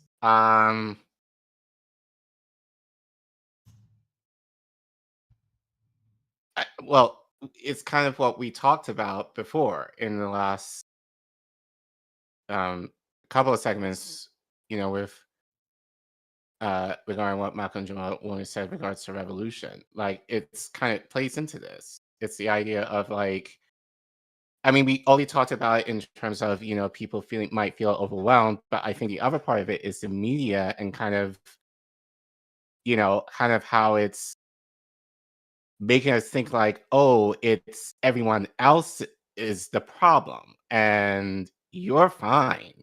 Like, or if you think you're not okay, no, you're lying to yourself. Like, the real trouble is everybody else. It's like China is the issue, Russia is the issue, like, not us. We're actually trying to help you. So it's gaslighting you into believing that things are a lot better for you than you are. Like, you know, so I think that's also a part of that too. Just Yeah. the idea how media is manipulating you into thinking of yourself as better off when you're really not. And the reality is, truly, as someone who has traveled, not to say I've traveled extensively, but I traveled a little bit to understand that we are actually, in many ways, are better off than a lot of other countries where, if in a similar situation, what we're seeing in the global south, we talk about them being so desperate enough that because they have nothing to lose, like they're more willing to go against the government. We're seeing that right now in Latin America and in Africa, and here it's like the ground, I argue, has been ripe for that, but it's still the idea of people thinking, those people over there, like something's wrong with them, or like they have less than us, and so and even if we think that we're the poorest of the poor, we look at people in other countries and are like, oh no, we're better than. But with kind of complacency and our filth, so to speak, while we kind of mock others for being in theirs. But we're gaslit, essentially, to kind of think that the way we do it, that we're actually better off than we actually are. Well, as the military journal Task and Purpose explains, psychological warfare is all about influencing governments, people of power, everyday citizens. Psy-Ops soldiers aim to influence emotions, notices, reasoning, and behavior of foreign governments and citizens and deliberately deceive enemy forces. Yet, increasingly, these operations are being used not just abroad, but at home. The government has made clear in a word and deed that we the people are domestic enemies to be targeted, tracked, manipulated, micromanaged, surveilled, viewed as suspects, and treated as if our fundamental rights are mere privileges that can be easily discarded. Aided by technological advances in behavioral science, the U.S. government has become a master manipulator of minds, perception, and belief, and agitator of the masses. As J. Edgar Hoover once observed, it is the function of mass agitation to exploit all the grievances, hopes, aspirations, prejudices, fears, and ideals of all the special groups that make up our society, social, religious, economic, racial, political, stir them up, set one against the other, divide and conquer. That's the way to soften up democracy. Well, here are a few ways psychological warfare is being waged against the American people right now. So, weaponizing violence. This, I feel, is very important, recently, right? Reoccurring mass shootings, domestic unrest, and acts of terrorism traumatize the public, destabilize communities, and give the government greater pretext to crack down, lock down, and clamp down, all in the name of national security, right? We saw recently this recent gunsman with, burn Israel and Cyrillic characters in English written on things, and like they're definitely trying to, characterize this person very specifically, as they have done with plenty of other, shooters that I'm sure was on some watch list, right? Already, but still ended up shooting a bunch of people, right? Which this is part of it. Right? Weaponizing surveillance and pre-crime, digital surveillance, AI threat detection, and predictive policing have created a society in which everyone is watched, profiled, and potentially punished before any crime occurs. The government's war on crime has also veered into the realm of social media and technological entrapment, with government agencies adopting fake social media identities and AI-created profile pictures, which we've covered before, in order to surveil, target, and capture potential suspects. It has all the markings of a digital panopticon optimized for psychological control. So, digital tools and censorship, right? Censorship is just the beginning. Tech giants working with the government now determine who can speak, bank, travel, or participate in society. Digital currencies, which can be used as a tool for government surveillance of citizens and control over their financial transactions, which, we're getting into all those stable coins and bitcoins and like a lot of these things, right? Combined with social credit systems and surveillance, capitalism create a litmus test to determine who is worthy enough to be part of the society and punish individuals for moral lapses and social transgressions, and reward them for adhering to government-sanctioned behavior. For example, the Trump White House recently rolled out a pilot program using a loyalty scorecard to evaluate businesses. Echoing China's social credit system, businesses deemed non-compliant with patriotic messaging or flagged for ideological extremism based on their social media posts, public statements, or advertising content are at risk of being barred from federal contracts, which he's been doing to universities too, right? So, yeah. Yeah. Weaponizing compliance from the war on terror to the vid mandates, nearly every government crisis response has been weaponized to normalize surveillance and control and demand obedience in exchange for perceived safety. I mean, we saw that all with the war on terror. So, you know, you still have to take your shoes off at the airport, right? Entertainment? No, you don't? You don't have to do that now? When did that change? I feel like that was recent. A couple months ago. That was a couple months ago. So, but Hollywood... I go ahead. Back, so I don't have to do that anyway. So... Right. Hollywood and the Pentagon have a long symbiotic relationship. The military provides equipment, personnel, and funding in exchange for favorable portrayals of war, surveillance, and state power. As Elmer Davis, a CBS broadcaster who was appointed the head of the Office of War Information, observed, the easiest way to inject a propaganda idea into most people's minds is to let it go through the medium of an entertainment picture, when they do not realize that they are being propagandized. Which, that's all over the place. The government's nudge units use psychology and data science to steer public behavior. It may begin with paperwork, but it ends with worldview manipulation, conditioning the population to think and act as the state prefers, all while maintaining the illusion of free will. That's like tax incentives and like certain rewards, like, you know, you got a certain amount of money for like getting vaxxed, things like that. You know, that's what those nudge units are supposedly for, right? How can we reward them to do what we want, pretty much? How we would nudge them the right direction. Talking about weaponizing desensitization, lockdown, SWAT raids, threat alerts, right? It's authoritarianism is the new normal. Get used to it. That's pretty much what this is, right? What's once shocked is now routine. That's by design. The more accustomed we become to surveillance, policing, and crisis, the more willing we embrace it. So that's what you're seeing right now, I think, with this National Guard, right? You know, very similar stuff happening with that. This is the one I was talking about earlier, right? So weaponizing genetics, right? Which you're like, what do they mean by that? Well, fear doesn't just condition us, it can alter us. Trauma and fear responses can be encoded in DNA and passed on to future generations. Yep. This is... Gabor-Mate has talked about this with a lot of, like, you know, the neurodivergent stuff, that's generational ingrained trauma, right? You have that's what this study... your generational trauma comes from. So, right. So this is a study finds that fear can travel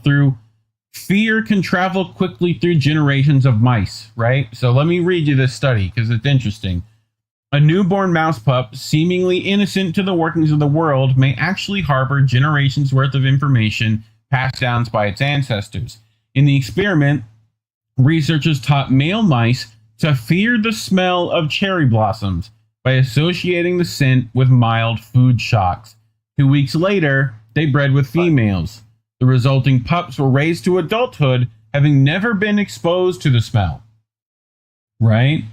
So, yet, when the critters caught a whiff of it for the first time, they suddenly became anxious and fearful.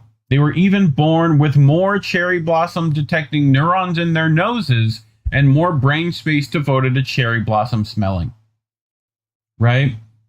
Like, that's how much this trauma affects things. You know? So, the memory transmission extended out another generation when these male mice bred and similar results were found, right? So this is 2 generations of mice, at least.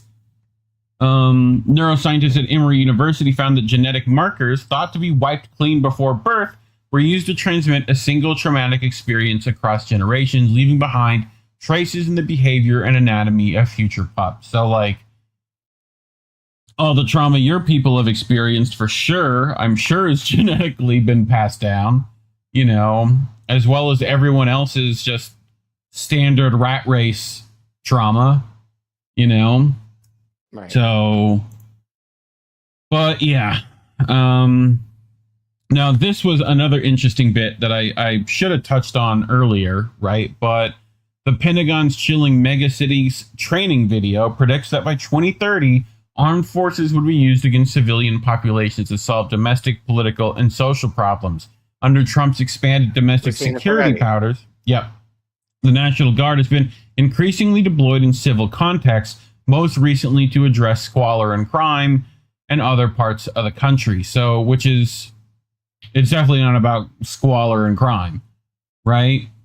But I watched this video they're talking about, and it was, they're talking about how the urban centers, right, these megacities, right, places like, I don't know, DC, Chicago, New York, LA, right, like how many places that Trump recently talked about, right, like these, you know, metropolises, that they are like they are the powder keg. You know, you have all these people and few resources in a small area, you know, that is difficult to like combat in, by the way. That's what they're worried about. Like, we've seen Fallujah and Iraq, and like, we know urban centers are not easy to like squash problems in, you know? So they're worried about places like DC and Chicago and these urban environments. If these people decide to riot or they decide to like revolt, it's not going to be that easy to get them out of there, you know? So, but yeah, I mean, that's partially what this was talking about, was like, that's where the future of warfare is going, because it's always going to be urban, you know? But none of this is speculative. It's well documented. In 2022, the Pentagon was forced to investigate reports that the military was creating fake social media profiles with AI-generated photos and fictitious news sites to manipulate users, which we've seen a ton. These are the modern tools of psychological warfare, but the blueprint goes back decades. The end goal of this mind control campaign, packaged in the guise of greater good, is to see how far the American people will allow the government to go in reshaping the country in the image of a totalitarian police state, which I would argue it is one. Like, it just is one. It is an authoritative, autocratic, despotic regime with, you know, some democracy painted on it, right? Like, it's the global world superpower, you know? You don't get that without having that. In the 50s, the CIA's MK Ultra program tested LSD, electroshock, hypnosis, and other behavior modification techniques on civilians and soldiers. And guess which civilians, by the way? Like, poor and working class, which guess what predominantly is poor and working class? We've covered this before. So, American citizens often, without their knowledge or consent, CIA agents hired prostitutes to lure men into bugged rooms, then dose them with drugs and observe their behavior. Some detainees were interrogated to death in efforts to erase memories or induce compliance. It wasn't until the 70s that a portion of the CIA's criminal activities under MK Ultra came to light. Congress's Church Committee investigations revealed that the CIA had spent over $20 million attempted to control human thought and behavior, reportedly as a means of programming people to carry out assassinations, Manchurian candidates, literally, right? Similarly, the top secret Montauk project allegedly was working to develop mind control techniques that could trigger crime waves. There are not fringe experiments, they were official policy. As journalist Lorraine Boissonnaud noted, the same methods that had once been used to train American soldiers ended up being used to extract information from terrorists in Abu Ghraib, Iraq, and Guantanamo Bay. Right? So all of this is connected, and they also learned from Israel, who were doing the same thing. Fast forward to the present day, it's clear the government's Psy-Ops warfare has not ended, it has simply gone digital. Today's Psy-Ops rely on mass media, AI, algorithmic censorship, and behavioral economics, not LSD, but the goal remains the same: shape thought, induce obedience, and silence dissent. In 2014, for example, a fusion center in Washington state mistakenly released records detailing government interest in psychoelectronic weapons, remote mind control tactics allegedly capable of controlling people or subjecting them to various degrees of pain from a distance. Okay? And like, you see how that's a little link there? You can go in the description, go to the article, click the link. It's an interesting read as well. But more recently, the vid gave government a global platform to deploy fear-based compliance strategies. Science writer David Robson explains, fear of contagion led us to become more conformist and tribalistic. We value conformity and obedience over eccentricity or rebellion. That is precisely the point. By constantly invoking crisis, the government keeps us reactive, not rational. Fear shuts down the brain's prefrontal cortex, our center for reasoning and critical thought. A population that stops thinking for itself is one easily led. This is how the government persuades people to surveil themselves, police their neighbors, and conform to shifting norms through fear, repetition, and psychological fatigue.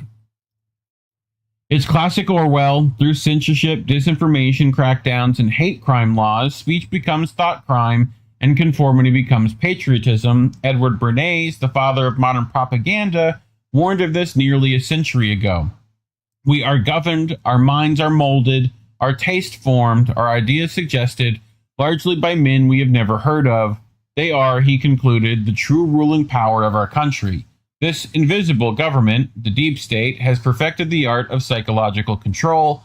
With the approach of the 2026 midterm elections, this psychological warfare will only escalate. More fear-based narratives, more digital manipulation, and more pressure to conform.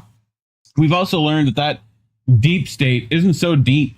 Like, a lot of them, they focus on the intelligence and the intelligentsia, but it's tends to be the capital holders even above them, So, at least in our observations. Right. But, and those people aren't so invisible. They're out in the open, right on their yachts. So, but anyway, closing thoughts? You got anything? Clip here. Oh, the we're fucked? Sure.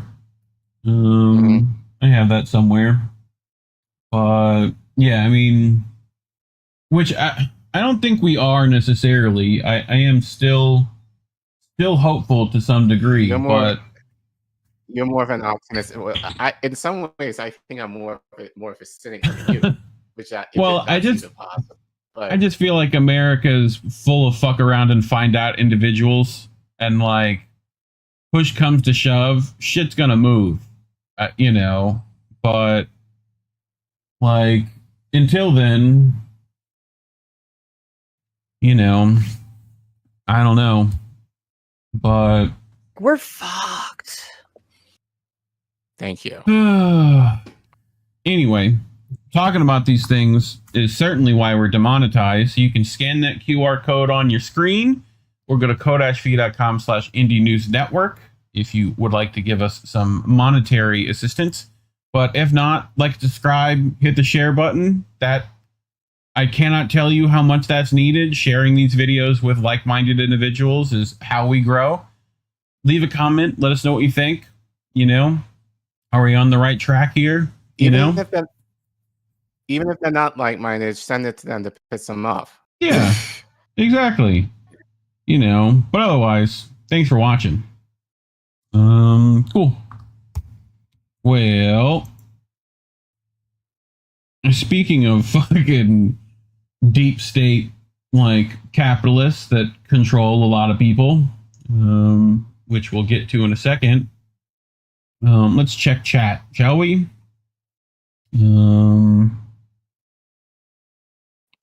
Sean says Psy-Ops. Psy-Op-I. Yeah. But what do you got?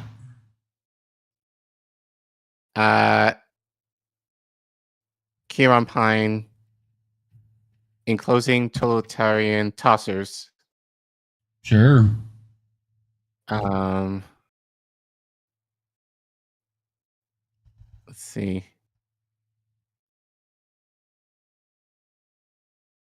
Kill your egregores. It is techno feudalism now. One of the ways. Greatest PO hegemonic nations convincing the people they live in a functioning democracy. They do pretty well with that grift, don't they? Vicky Adams, I think this was in response to the rats, said this is why Palestinians are constantly in a fight or flight. Yeah, probably. I would for sure.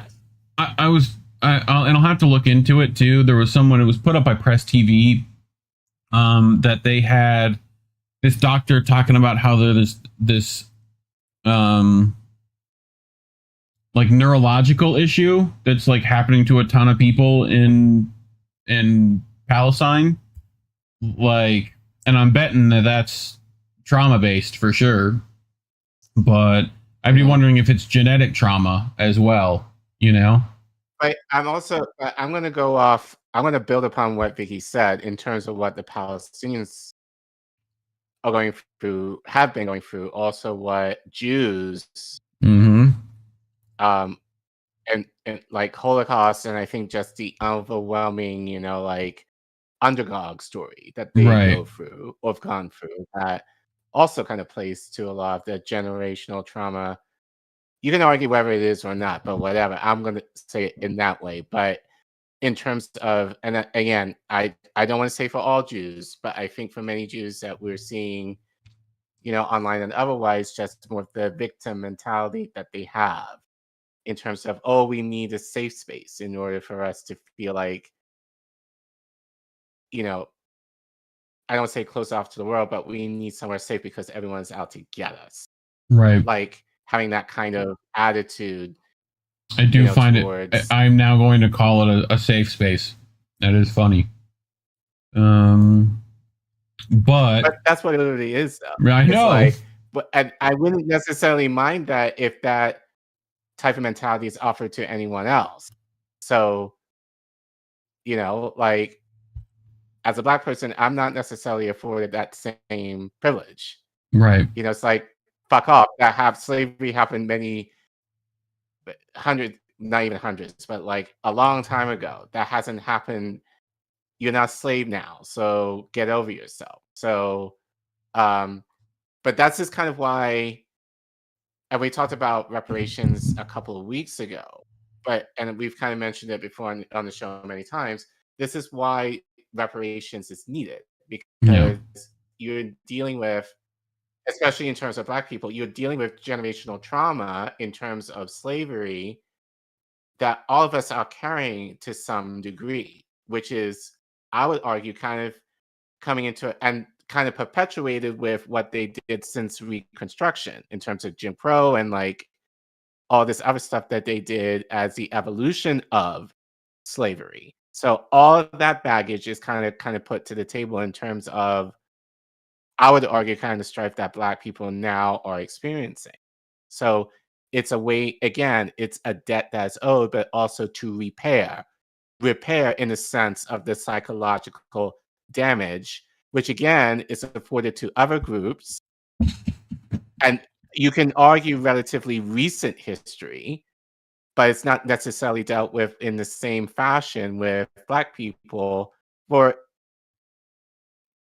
And again, I would argue slavery was relatively recent too. That was only within the genetically, last, for sure. Yeah, like within the last couple generations. Yeah, well, almost 200 at this point, like coming off of slavery. So yeah, but like your great it's not that long grandparents ago. experienced the, like that's not that far away, No, like to give you some context, my grandmother, dad's side, was born in 1890, if I remember Right. correctly. Like slavery was abolished in Barbados, that side of the family, allegedly in 1840. So my grandmother was born like a couple of generations out of that, but the remnants of slavery was still very much present, Right. when she was growing up, even to the point of when my father, was growing up, and my dad was born in the 40s. So, so yeah, they didn't deal with slavery in the most direct way, but remnants is still, again, just kind of like with the mice. They haven't dealt with they didn't deal with the cherry blossom smell at all, but that trauma was still there, that they still felt. Right. Yeah, like psychologically, the effects of that. Right. Physical effects of that. Like they had, their genetics were changed to the point where they had they smelled it more. They smelled the cherry blossoms more than the previous. Right. But I think I think what's interesting in kind of how their body compositions changed due to the trauma.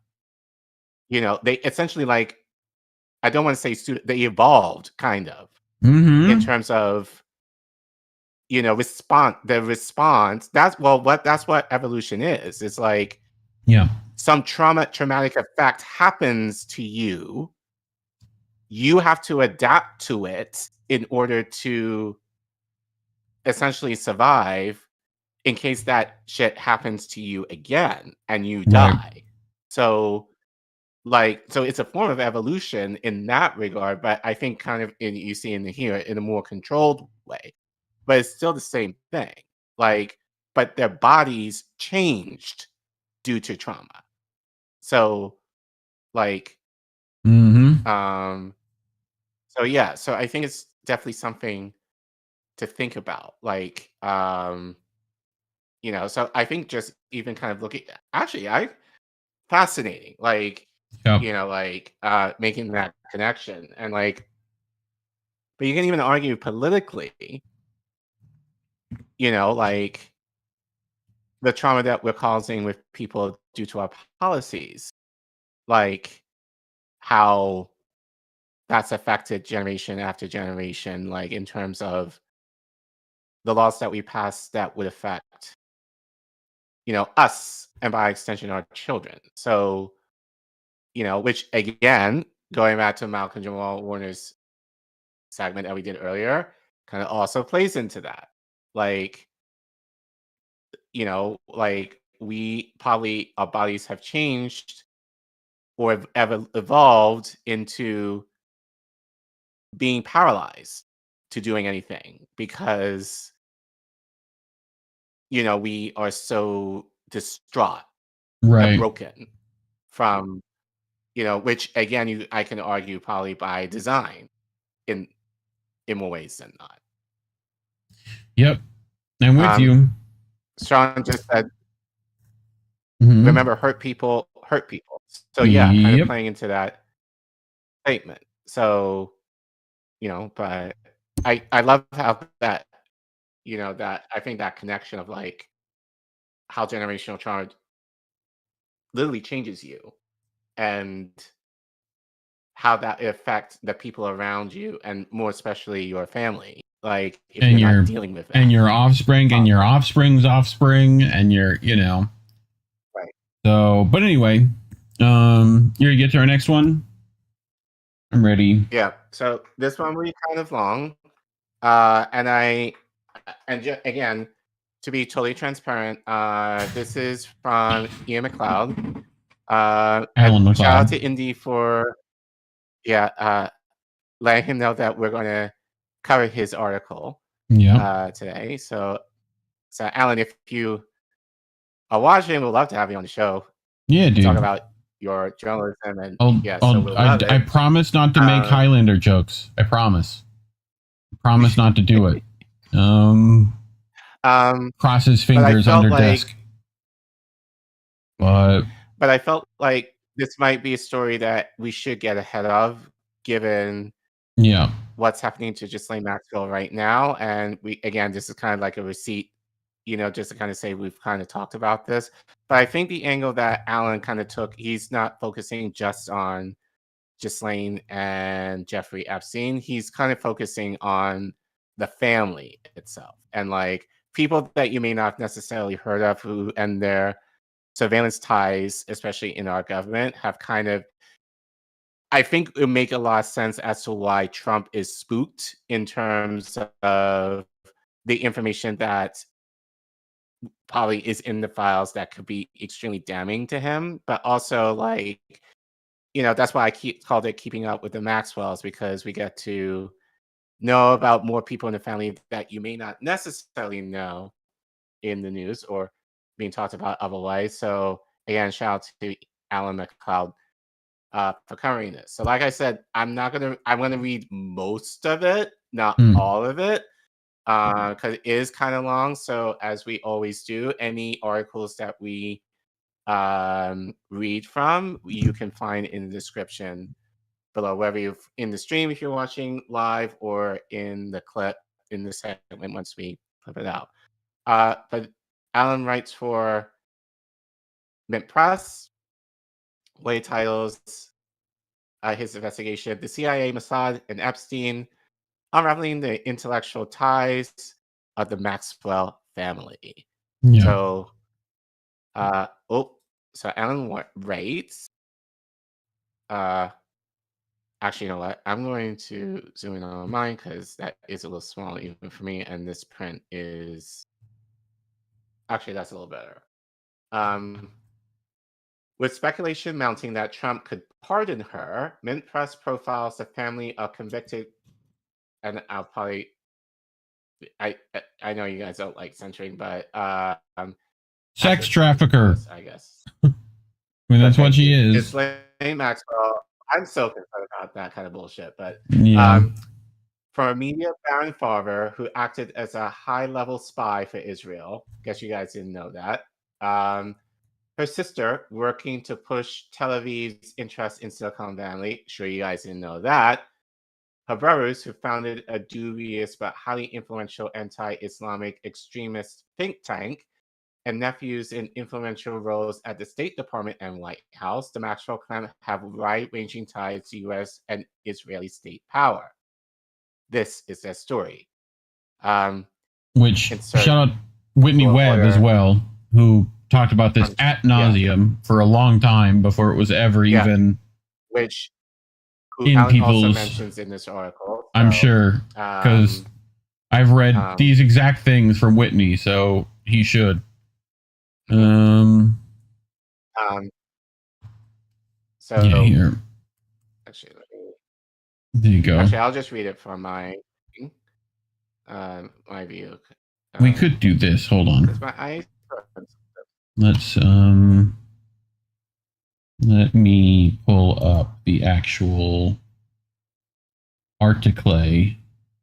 I got it though. Yeah, it's just for the people at home. Sure. Because I can just zoom in. Well, I'll read it while you get this. Yeah. I'll read it. I'll start reading it while you pull that up. So thank you for that.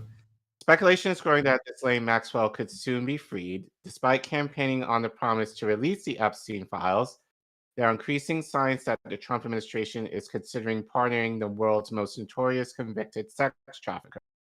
Last month, Trump, who contemplated the idea in his first term in office, repeatedly refused to rule out pardon, saying to journalists that I'm allowed to do it. Just days later, Maxwell was transferred across states to a minimum security facility in Bryan, Texas, a highly unusual practice. Neither women convicted of sex crimes nor those with more than 10 years remaining on their sentence are generally permitted to be transferred to such facilities. The move sparked equal measures of speculation and outrage. The decision to relocate Maxwell came after somebody, potentially a source within her team itself, began linking incriminating and embarrassing evidence linking Trump to Epstein.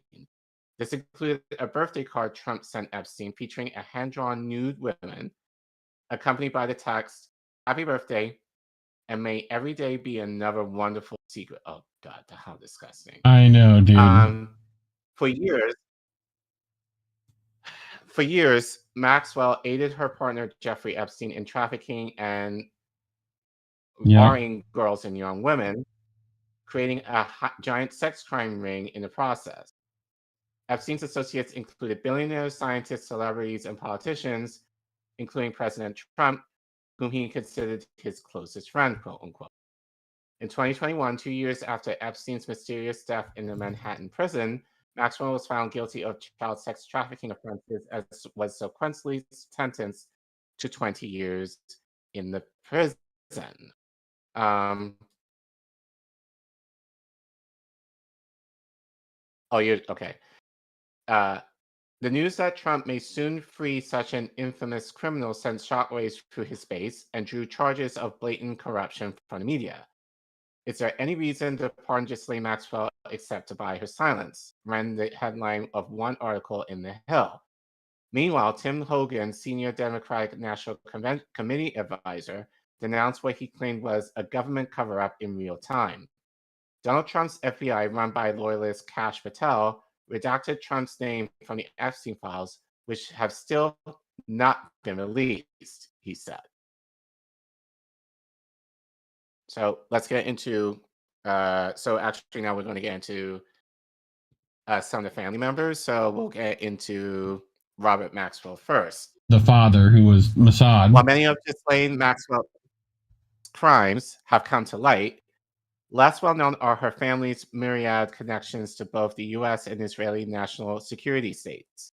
Chief among these are those of her father, disgraced media baron and early tech entrepreneur, Robert Maxwell.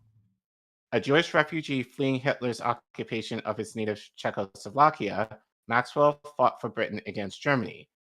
After World War II, he used his Czech connections to help funnel arms to the nascent state of Israel, weapons that helped them win the 1948 war and carry out the Nakba, the ethnic cleansing of nearly 800,000 Palestinians. Maxwell's biographers Gordon Thomas and Martin Dillon wrote that he was first recruited by Israeli intelligence in the 1960s and began buying up Israeli tech corporations. Israel used these companies and their software to carry out spying and other clandestine operations across the globe. Maxwell amassed a vast business empire of 350 companies employing 16,000 people. He owned an array of newspapers, including the New York Daily News, Britain's Daily Mirror, and Maariv of Israel, in addition to some of the world's most influential book and scientific publishing houses. With business power came political power. He was elected to the UK Parliament in 1964 and counted US Secretary of State Henry Kissinger and Soviet Premier Mikhail Gorbachev among his closest friends. He used his influence to advance Israeli interests, selling Israeli intelligence gathering software to Russia, the US, the UK, and many other countries. This software included a secret Israeli backdoor that allowed the Israeli intelligence agency Mossad to tap into classified information gathered by governments and intelligence agencies around the world. Mm-hmm. At the same time, it was expanding its espionage capabilities. Israel was developing a secret nuclear weapons program. This project was exposed by Israeli peace activist Mordecai Vanunu, who in 1986 leaked evidence to the British press.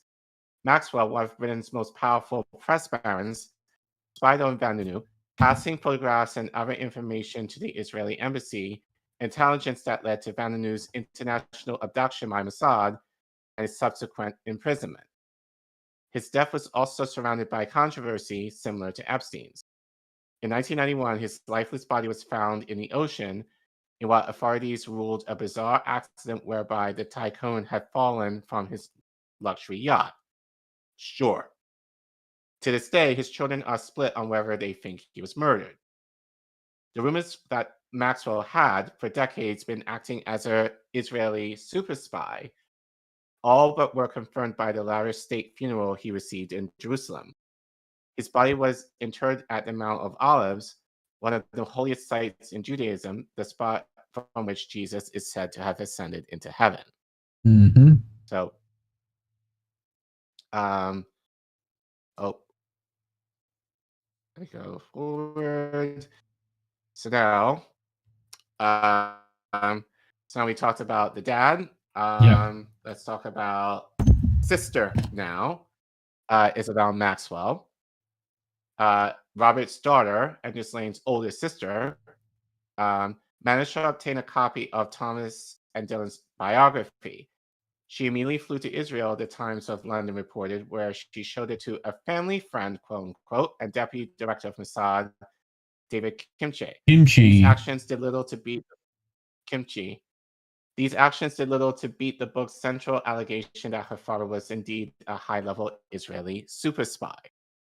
Isabel had enjoyed a long and successful career in the tech industry. In 1992, along with her twin sister Christine, she founded a company that developed one of the internet's first search engines. After the pension scandal, however, she and her siblings shifted their focus to rebuilding every facet of their father's collapsed business empire. The sisters sold the search engine, netting enormous profits. As Israeli outlet Haaretz noted in 2001, Isabel decided to dedicate her life to advancing the Jewish state's interests, vowing to work only on things involving Israel, as she believes in Israel. Described by former press journalist and investigative reporter Whitney Webb as Israel's backdoor into Silicon Valley, she has transformed herself into a key ambassador for the country in the tech world. So there's a picture of Isabel there. Right. Maxwell created a unique niche for herself in tech as a liaison between Israeli companies in the initial development stages and private angel investors in the U.S. At the same time, she helps U.S. companies interested in opening development centers in Israel, wrote local business newspaper Globes. She lives intensively, including innumerable flights back and forth between Tel Aviv and San Francisco, it added. Israel is known to be the source of much of the world's most controversial spyware and hacking tools used by repressive governments the world over to survey, harass, and even kill political opponents. This includes the notorious Pegasus software, which you've talked about, used by the government of Saudi Arabia to track Washington Post journalist Jamal Khashoggi before assassinating him in Turkey. Israel built on her father's political connections. My father was the most influential in my life. He was a very accomplished man and achieved many of his goals during his life. I learned very much from him and made many of his ways of my own, she said. This includes developing intimate ties to a myriad of Israeli leaders, including Ehud Olmert and Ehud Barak, one of Jeffrey Epstein's closest associates. Yep. During the 2000s, she was a regular participant at the Herzliya Conference, an annual closed-door gathering of the West's most senior political, security, and intelligence officials, in addition to being a technology pioneer at the WEF. She was also placed on the board of the Israeli government-funded Shimon Peres Center for Peace and Innovation and the American Friends of the Yitzhak Rabin Center of Israeli Yitzhak Rabin Center of Israeli Studies, two organizations closely associated with those former Israeli prime ministers. Yep. In 2001, she became the CEO of Incognito, taking the job, in her words, because the company is in Israel and because of its technology. The technology in question was aimed at keeping children safe online, highly ironic, given that her sister was actively trafficking and abusing minors throughout that period. That's pretty... I mean, how many times have we seen that, though? With people like this, where they put themselves into positions of helping kids. I mean, classically, right, like, you know, and it gives you access to them, right? We've seen that. This is what priests and, you know, rabbis and all these, like, what was the one in Britain? The kids presenter Someone in chat will probably remind me, but like where like everyone at the BBC knew he was working with them all the time. He was like knighted practically, you know. They did a whole documentary on him recently, but very similar thing, right? Where it's, you know, put yourself in a position of helping kids. You know, they get involved with charities and stuff like that to get closer to that. You know, I mean, they're predators. They try to put themselves where the prey is. You know, right? So, but Isabel was a much more serious and accomplished individual than Ghislaine. As Haaretz noted, while younger sister Ghislaine made the gossip columns after breakfasting with Bill Clinton or because of her ties with another close friend, Britain's Prince Andrew, Isabel wants to show photos taken of herself with the Grand Mufti of Egypt, or with Bedouin in a tent, or of visits of a Gaza refugee camp. In 1997, Isabel was appointed president of the Israeli security firm Comtouch. Thanks to her connections, Comtouch was able to secure investment from many of the most prominent players in Silicon Valley, including Bill Gates, a close association of both the Maxwell family and Epstein. Jeffrey Epstein himself. Yeah, Jimmy Savile, who I was thinking of. All right. Yeah. So next, Maxwell, the other sister, Christine. So Isabel's twin sister, Christine, is no less accomplished. A veteran of the publishing and tech industry, she co-founded data analytics firm Chilad. As CEO, she helped oversee the production of massive counterterrorism database that the company sold to the FBI during the height of the War on Terror. The software helped the Bush administration crack down on Muslim Americans and tear down domestic civil liberties in the wake of 9/11 and the Patriot Act. Today, she is the leader and co-founder of another big data corporation, Tectonic Insight. Yeah. Like her sister and father, Christine has a close relationship with the State of Israel. She is currently a fellow at the Institute for the Study of Global Anti-Semitism and Policy, where her biography states, she works to promote innovative academic research that leverages enabling technologies to empower proactive understanding and combating the great dangers of contemporary anti-Semitism and enhancing the ongoing relevance of the Holocaust for the 21st century and beyond. ISAP's board is a who's who of Israeli national security state officials. This includes Natan Sharansky, former Minister of Internal Affairs and Deputy Prime Minister of Israel, and Brigadier General Sima Fanikil, the former Chief Censor of the IDF, and Director General of the Ministry of Strategic Affairs and Diplomacy. Also on the board is Alan Dershowitz, the old Dershy squirts. Right. The think tank was a key player in the U.S. government's decision to repress the 2024 Gaza protests on university campuses nationwide. The group produced reports linking student leaders with foreign terrorist organizations and promoted dubious claims about a wave of anti-Semitism washing over American colleges. It met frequently with both Democratic and Republican leaders and urged them to investigate, in other words, repress, the leaders of the demonstrations.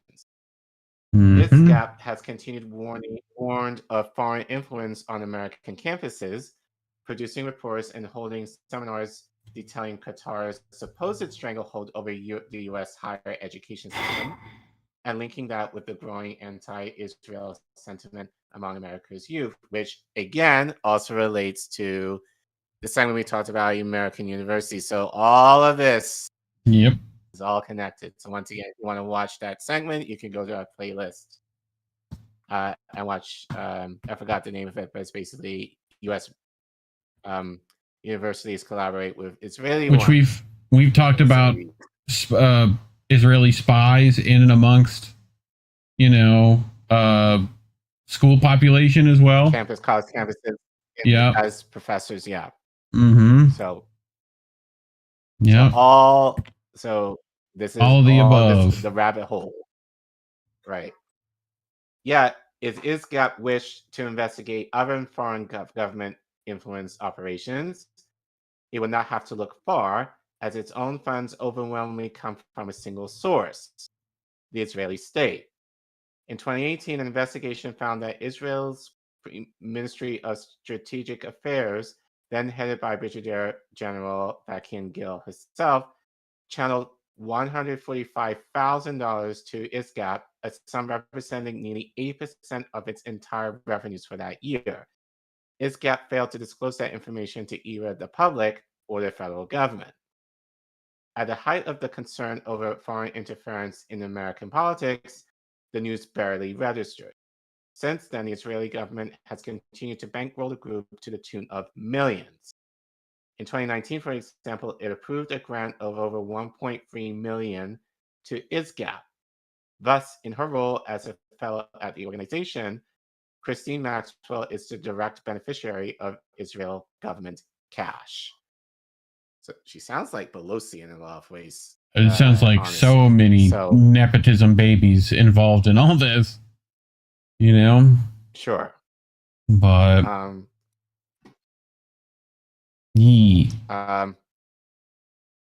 so now we'll get into the next generation of Maxwells. While Robert Maxwell's daughters were close to state power, some of the family's third generation have taken up positions within the U.S. government itself. Shortly after going to college, Alex Gerasi, Isabel Maxwell's only son, was employed by Hillary Clinton on her 2007-2008 presidential campaign. Gerasi drafted memos, briefings, and policy papers for the Clinton team and helped prepare her for more than 20 debates. The Clinton and Maxwell families are closely intertwined. Ghislaine vacationed with Hillary's daughter, Chelsea, and appeared prominently at her wedding. Yep. Both she and Jeffrey Epstein were invited multiple times to the Clinton White House. Long after Epstein was jailed, President Bill Clinton invited Ghislaine to an intimate dinner with him at an exclusive Los Angeles restaurant. Although she failed in her bid for the White House, President Obama named Hillary Clinton as his Secretary of State, and one of her first actions was to appoint Gerasi to her team. He quickly rose in the ranks, becoming Chief of Staff at the Office of the Assistant Secretary of State, Bureau of Near Eastern Affairs.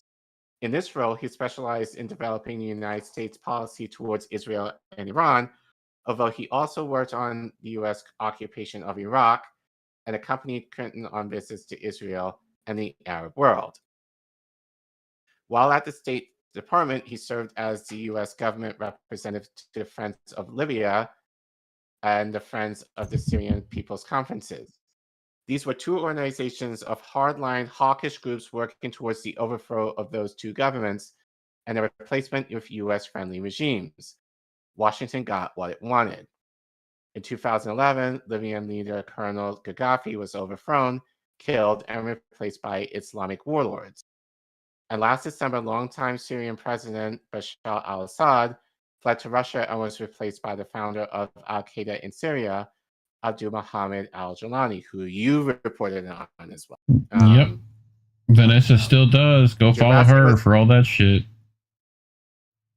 Gerasi was later appointed as an associate at the U.S. government-funded think tank, the Carnegie Endowment for Peace. While there, he began specialized in Middle East policy, his bio noting that he worked on matters relating to democratization and civil society in the Arab world, the Arab uprisings, and Israeli-Palestinian peace. Today, he works for Silicon Valley.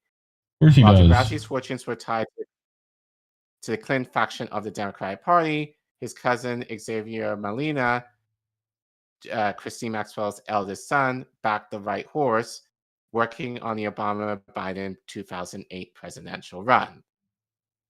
He was rewarded for his good work with a position in the White House itself, but he became a staff assistant at the executive office of the president. Like his cousin, once his time in office was over, Molina also secured a position at the Carnegie Endowment for Peace before pursuing a career in the tech world, working for many years at Google in the Bay Area. He currently works for Disney. Oh, of course he does. Funny. Yeah. While the actions of parents and grandparents should not determine the careers of later generations, the fact that two individuals who come from a multi-generational family of unrepentant spies and operatives of a foreign power securing positions at the center of the U.S. state is at least worthy of note. So, as you said, Nepo. Yep, all over the place. Now, all right. So, like I said, a lot of this not a lot, but some of this I cut. Yep. But any thoughts so far before we get into, I think, the main course of this article? I mean, not necessarily. Like, funny that the Disney thing. Of course, he revolving door right into Hollywood, right? Which Disney pretty much owns Hollywood now. That is Hollywood. So, of course they head over there. So, it's just always funny to me, this web that is weaved here, like that, all these connections and whatever that people just seem to ignore because A, who's going to be looking, and B, even if you're told, you're like, like it can be dismissed somewhat easily, but the evidence is just, there's reams of it now, like you can't really ignore it, which is why it's now what they did was they politicized it, right? Like you heard them talk about Clinton's and that they're in Obama's administration and they're in, of course they were going to be in Biden's administration, and I'm sure they are. Like these, sex trafficking spies are kind of everywhere, but they've now only pinned it on the right wing and Trump, like seemingly forgetting. Right. But which I find kind of very interesting. It's especially with the files, it's very easy to call out Trump for not releasing them. Biden could have released them. Right. He didn't. So this is bipartisan. Like, why didn't Biden release the files? Because it would implicate. Well, now you see them, Ghislaine, talking about, well, this person isn't, like they've completely, I'm sure, tortured her in a cell, to say and do whatever they want her to do, like she's not going to be, like, you can't believe a word she's saying, like we're never going to get real answers on this pretty much, unless you everyone kind of already knows the flight logs have been out forever. We know who's on it. But it's just funny that, we'll arrest these people for sex crimes to no one. None of this traffic, they weren't trafficked to anyone. We can't arrest anyone that they were trafficked to. What? Right. Like, okay. But we're going to get to the man himself, right? So, yep. And I'm sure a lot of you know this anyway, but good. I think just as a good review of Mr. Epstein himself. For years, Ghislaine Maxwell and Jeffrey Epstein ran a sex trafficking ring that exploited hundreds of girls and young women. They were also connected to vast networks of the global elite, including billionaire business owners, royalty, star academics, and foreign leaders, among their closest acquaintances, leading to intense speculation about the extent of their involvement in their many crimes. It is still unclear when Epstein first met with the Maxwells, with some alleging that he was recruited into Israeli intelligence by Robert Maxwell. Others state the relationship only began after Robert's death, when he saved the family from penury following its financial problem. Yeah. Only 1 month after his 2019 arrest, Epstein was found dead in his New York City prison cell. His death was officially ruled as suicide, although his family has rejected this interpretation. Perhaps the two most powerful individuals in Epstein's circle of confidence were Presidents Bill Clinton and Donald Trump.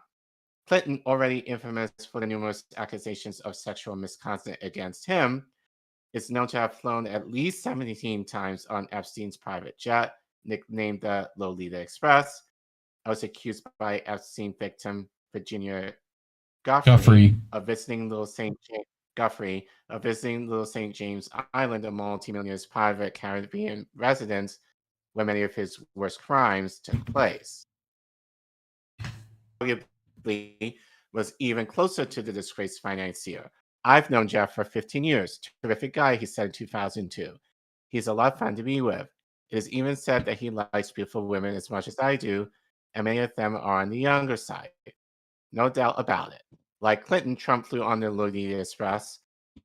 Epstein attended his wedding to Marla Maples in 1993 and claimed to have introduced him to his third wife, Melania.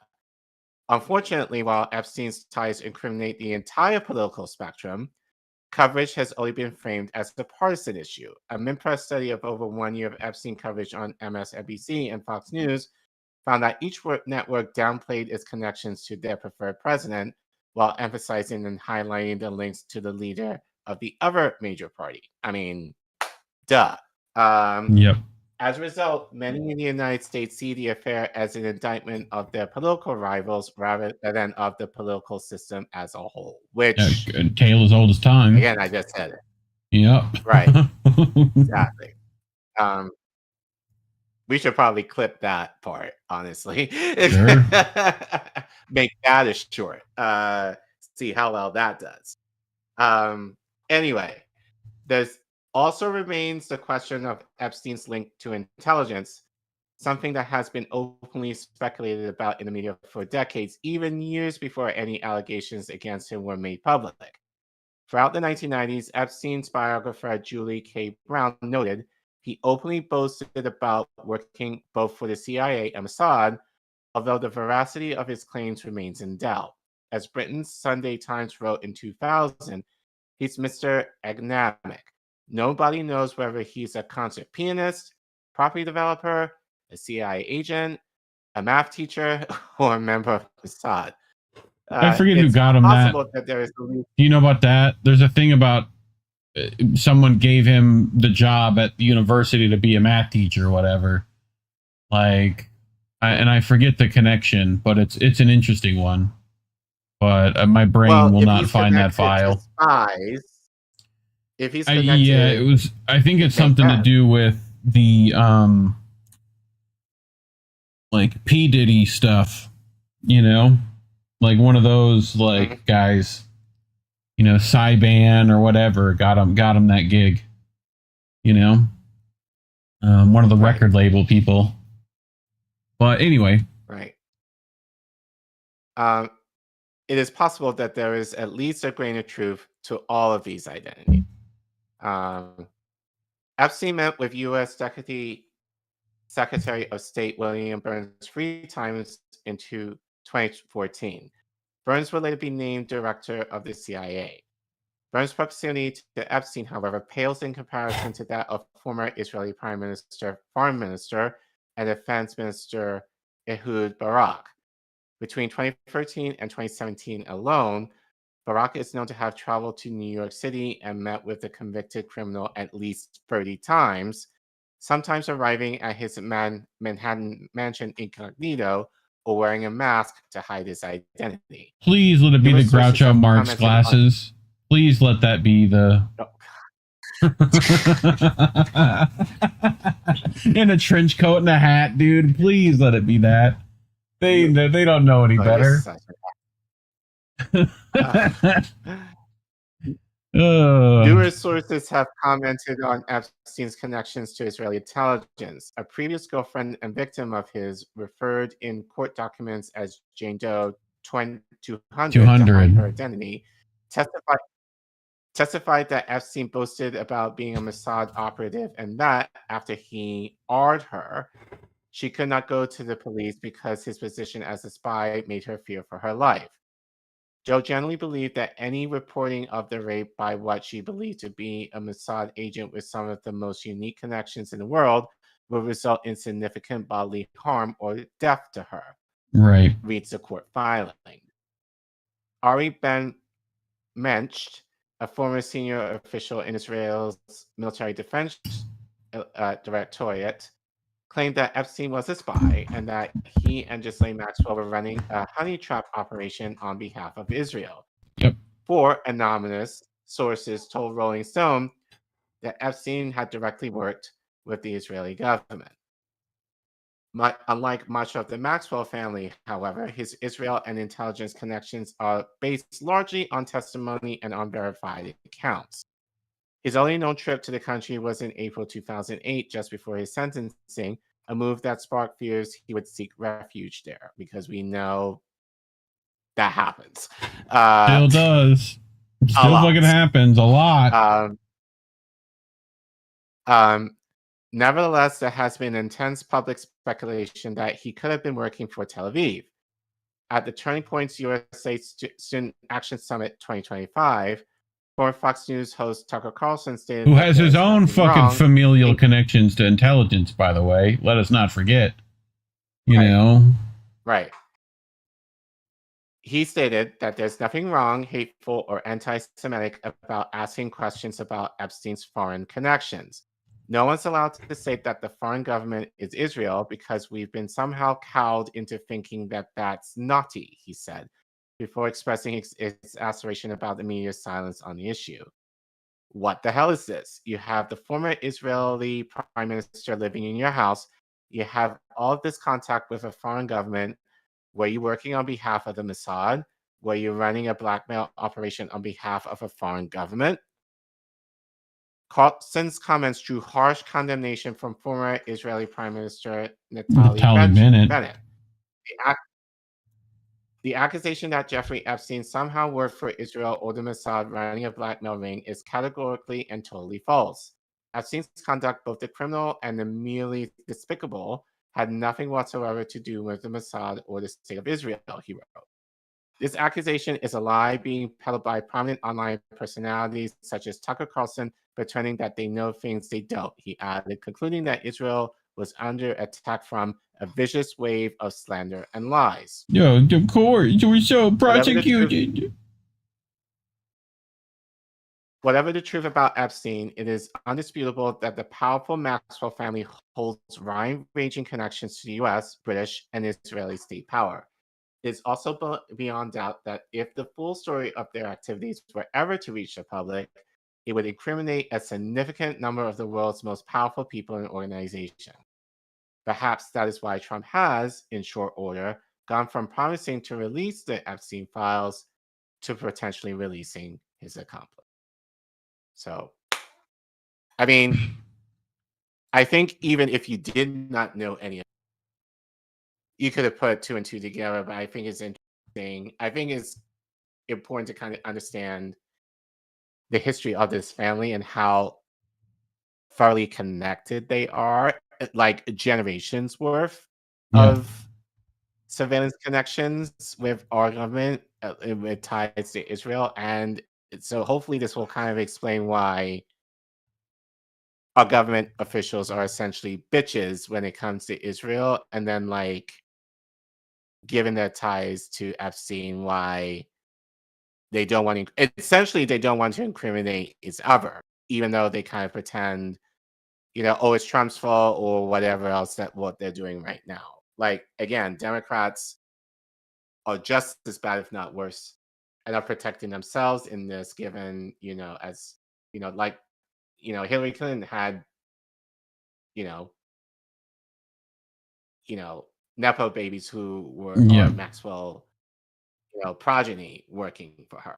So, you know, so this is bipartisan, but you wouldn't, as Alan said, you wouldn't necessarily know it from the media, given how skewed it is towards Trump and his issues, where, again, I haven't heard much about Clinton as of late and his ties to Epstein. And I'm sure there are other Democratic politicians who are also lumped in any of that, but have yet to be mentioned, if they ever will be at all. So, like I said, I felt it was important, given I'm sure Alan did extensive research on this in order to write this investigation piece. But as I said, given what we know about Ghislaine Maxwell right now, it's looking very probable that she will be pardoned. So just giving you guys the context of all of that before that happens, so you'll have some context to it. Any final words before we close? No. Sounds about right. pretty much. So, anyway. And that's why we're demonetized, because we're talking in this open. Yup. Open and civil way. So if you want to listen or watch more stories like this where we don't sugarcoat shit, or at least the people that we follow and respect don't sugarcoat the shit, you can scan the QR code that you see on the screen, or you can type in the Ko-fi link that you see at the bottom of your screen, or if you're in the YouTube chat, you could type in ! donate on one word if you don't want to bother typing in the link that you see there.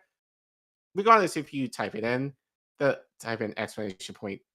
donate, the link will pop up and you can click right on it and you can give as little as $1 towards helping us and helping Angel with the purchase of his computer. So we thank you in advance for that. If you also want to give to PayPal, Cash App, and Substack, you can go to the description below if you want to give on those channels as well. But obviously, as we say, we do this out of love for you all. You know, we don't need or necessarily desire your money, especially if you're struggling. So, but if you want to support us, a free way is to like and subscribe to our content and please share our content to help us fight this suppression that we're seeing on YouTube. And make sure you leave a comment. Were you aware of how connected the Maxwell family is? Did you even know any of these family members at all? Like, honestly, I never heard of any of them, of it, like the OGs up until this time. So again, shout out to Alan for his reporting on that. And to help us get to free K, hopefully we can hit that by the end of the year. And thanks for watching. Yeah, I mean, if you've read Whitney's ad nauseum, that, you know, like I remember reading that exact thing from her, being like, "Oh, that's interesting," you know. So Alan just kind of rehashing for the people who weren't paying attention, louder for the people in the back, right? You know, but I'm with you. What does Chad have to say?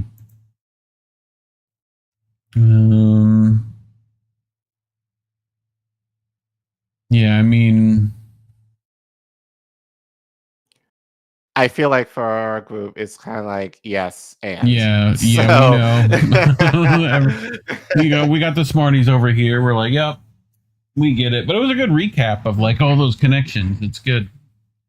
People forget about those, and like there's some, you know, you forget and you get reminded, and you're like, oh yeah, that's like the thing about Trump's wife might being Epstein, like she got trafficked to Trump essentially, you know, like sure. That sounds about right, you know, but people reminded me that it was Jimmy Savile. Sean, go ahead. Sean in the chat said philanthropy and nepotism are the largest enemy of the working class. Yeah.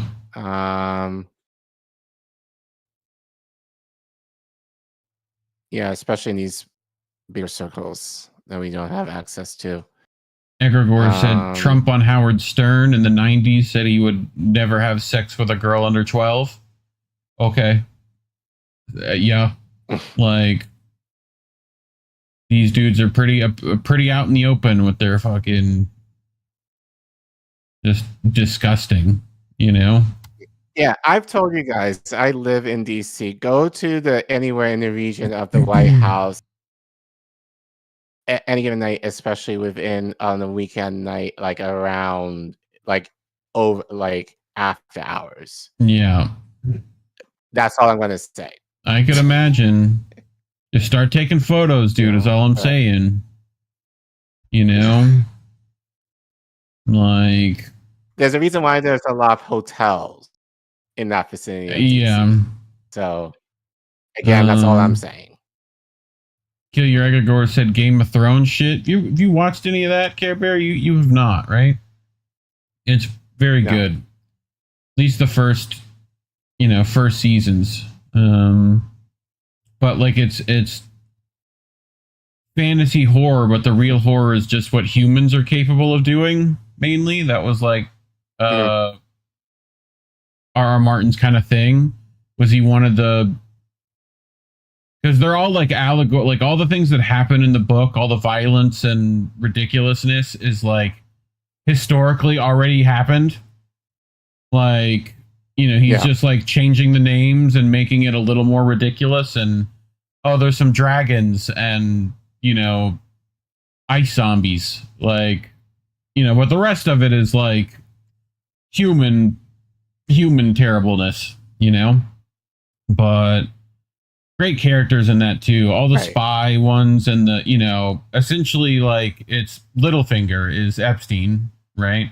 He runs the brothels for the most part. So like, and with that, he's got his own power and influence and, spy network, so, but anyway, should we get to our last one? I'm ready. We should. All right. So Israel is once again forcing me to do another journalist eulogy segment. This one is a little more specific. We're gonna talk about double taps, and how those are terrible war crimes. But so I like how they call this a tragic mishap. No, it was deliberate. Kills more Palestinian journalists, right? So this is over in If America Knew, Israel Palestine News section, right? But where is there we go. So here is Robert Inlakesh, right? And he's going to explain what happened. So Israel has again slaughtered 5 journalists in the Gaza Strip, and yes, they targeted them and murdered them.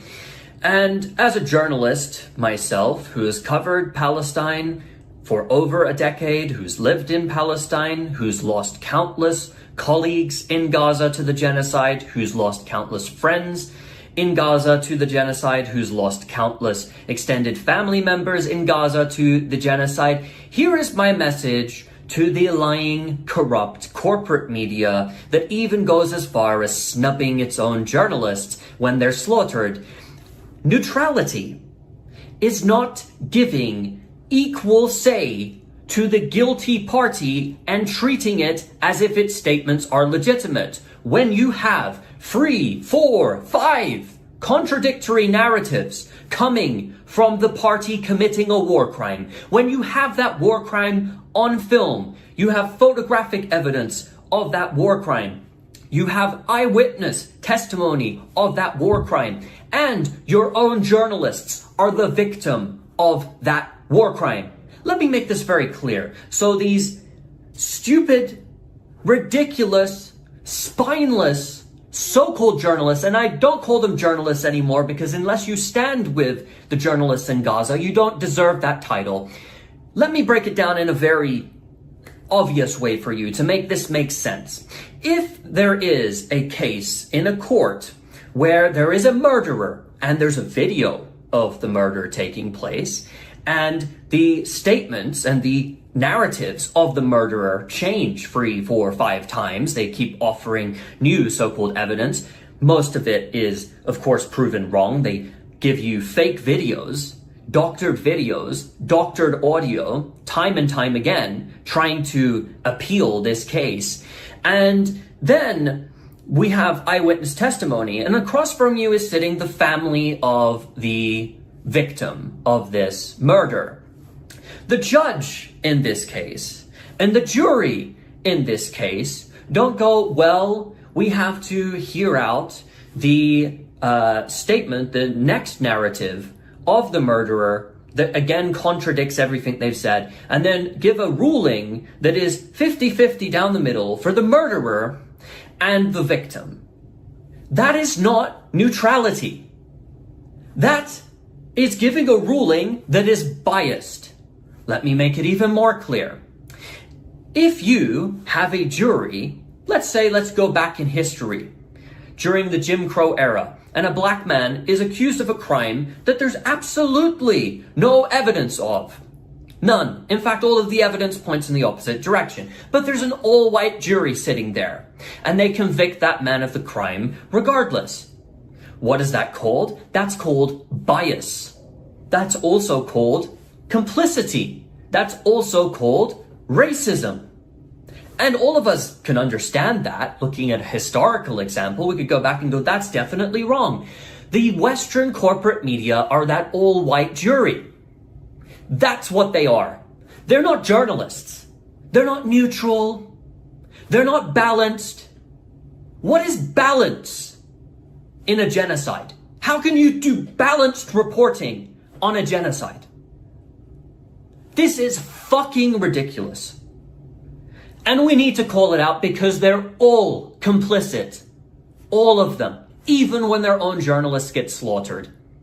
And we need to stop pretending like they have any legitimacy. No, they are stenographers for the Israeli military, which has no credibility whatsoever. They are the criminals, and they need to be reported upon as if they are the criminals that they are, especially when we have the evidence of it. If there's evidence to the contrary, sure, but a statement from a military committing a genocide, which continually lies, is not evidence. It does not need to go in a headline. It's like saying, well, on October 7, 1,100 Israelis were killed, but Hamas said it didn't kill civilians. In your headline. That's how serious it is. However, Hamas has a better track record with telling the truth than the Israeli military. And every single journalist understands that, and they know that. That's the truth. That is the truth. The Israeli military lies the most. And we still sit around and pretend as if a statement from the Israeli military or a statement from the genocidal government and foreign ministry carries any weight, which it doesn't. You're all complicit. Every single journalist that pretends like this is some kind of balanced issue here, when you're reporting on 5 journalists being slaughtered, or not too long ago, Anas al-Sharif, who was murdered with his entire crew, reporting, oh, well, Israel says he's a Hamas commander. You know it's bullshit. You know you're lying. Stop. Because you should all be held accountable. All of you. I'm with you. But let's get to what really happened. At Gaza Notice, which people should be following if they're not. Breaking journalists killed today by Israel in horrific massacre in Gaza. Hussam El Masri for Reuters. Mohammed Salama, Al Jazeera. Mariam Abu Daqqa, that was also the AP and Independent Arabic. And Moaz Abu Taha for NBC, right? And as well as Dr. Hassan Duhan, a veteran journalist with a PhD in media and an expert in investigative reporting. So 6th journalist, right? So more names to be added. Let's do this because apparently that doesn't want to work today. Let's go slideshow. But let's scroll to the right thing. Hold on. Almost there. Come on. So here is Mariam Daqqa, Gaza's Wonder Woman from Ryan Robanzi. She gave her life documenting the truth with her camera. She showed the world what Israel wants to hide. And apparently she dedicated her life to her son, once donated a kidney to save her father during this, which is crazy, doing that during this genocide, to go into surgery to give your kidney, but yeah, so she continued her journalistic mission despite bombardment and displacement, driven by her deep commitment to the profession. Today, she was killed in a deliberate Israeli strike targeting journalists civil defense workers, and paramedics at Nasir Medical Complex in Khan Yunis.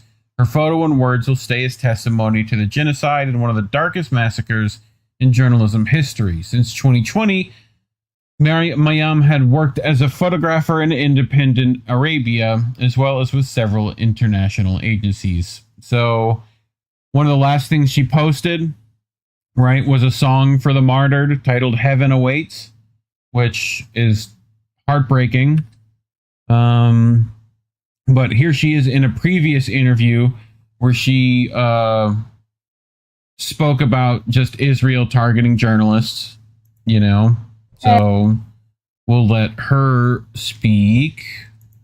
If I just do that and this. So photojournalist Mariam Abu Daka من قطاع غزة، أعمل لدى الاندبندنت العربية صحيفة بريطانية فريلانسر. بعد استئناف الحرب After the resumption of the genocide, our fears increased. The Israeli occupation targets journalists because they convey the truth and the images for the outside world. This is the Israeli occupation doesn't want to report. It doesn't want the outside world to know what's happening to us. From targeting and killing children to genocide. So it targets journalists to ensure it only spreads videos from its side, not from both sides. At the beginning of the war on Gaza, there was a lot of interaction from both Arab and foreign countries through marches, protests, and efforts to negotiate and pressure Israel to stop the genocide against Gaza. However, in the recent period, the end of the war, the ceasefire duration, and the they considered as if nothing has happened. They consider that Gaza doesn't exist, and our killing innocents and children is seen as something normal to them. The reality is completely different. We are conveying the image, but compared to what is happening to us in Gaza, we only convey about 50% or 40%. So, this is the reality these people are living. You know, so unfortunate, but this is the camera after it happened, right? So, I mean, literally stained with the blood of these martyrs. So, but Ryan Rabanzi, the weapon Israel fears most, Francesca Albanese, this camera should be exhibited one day in the genocide memorial built in memory of the memorable victims of Israel's genocide in Gaza. Shame on all journalists not raising their voice against the massacre or their brave Palestinian colleagues while documenting the genocide. So she wasn't the so journalist Anas El-Najjar, working for a Chinese media outlet, shared the final strange message from slain journalist Miriam Abu Daka, who was killed in the Israeli airstrike on the Nasir Medical Complex. So here's her words, right? So Miriam felt that she was close to death. I relied on her for news reports in the Gaza Strip, and she had money with me from her work. Yesterday, she sent me a strange message sharing her niece's account and saying that if she were killed, I should give the money to her niece and tell her it was a gift from her aunt. When I read the news of her murder, I was shocked and unable to comprehend it. I imagine, like many other journalists before her, were getting active threats from Israeli military. Like directly, right? So yeah, especially if she's doing stuff like this, you know. So, but just to continue, right? We heard in Lakesh talking about the AP, right, and just journalists complicit, right? So here. The AP breaking 4 journalists, including a freelancer who worked with the AP, are among 8 killed. Right? Not even mentioning her fucking name. Right? At Emma97N, fuck you, AP. Mariam Abu Daka, her name is Mariam Abu Daka. She worked for you. The least you can do is mention her name. Like, so here's the AP again. Breaking. The Israeli military says its strike on a Gaza hospital that killed 20 people, including 5 journalists, was aimed at what it believed was a Hamas camera. Yeah, Fuck you. Alan McLeod, the phrase Hamas camera will go down as one of the most infamous utterances of this genocide. It will be studied in universities and journalism schools around the world for decades. Yeah, it's fucking despicable. Anyway, you also, look here, Reuters and AP journalists killed in Gaza strike were not a target, an Israeli military spokesman says. Why are you even saying what they're saying? It's crazy. Alan McLeod, don't work for Reuters. If you do and Israel kills you, they'll end up whitewashing your murder as a tragic mishap. An accident. It was accidental.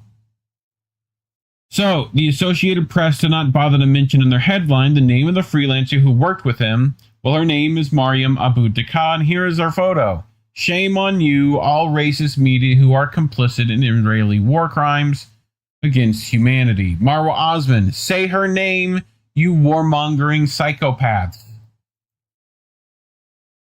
So, here's the Zay Squirrel. The AP got a fanatical Zionist propagandist who has laundered every Israeli genocidal atrocity hoax for them to write this piece on actual Palestinian journalists murdered by her precious death cult. So, again, we fucking Melanie Lidman, right, over at the AP, you should just fire her. So, Land of Oz weighed in, right, old Oz the Boomer. Mm-hmm. He says, here, let me fix this for you, you rancid pieces of absolute shit. Breaking.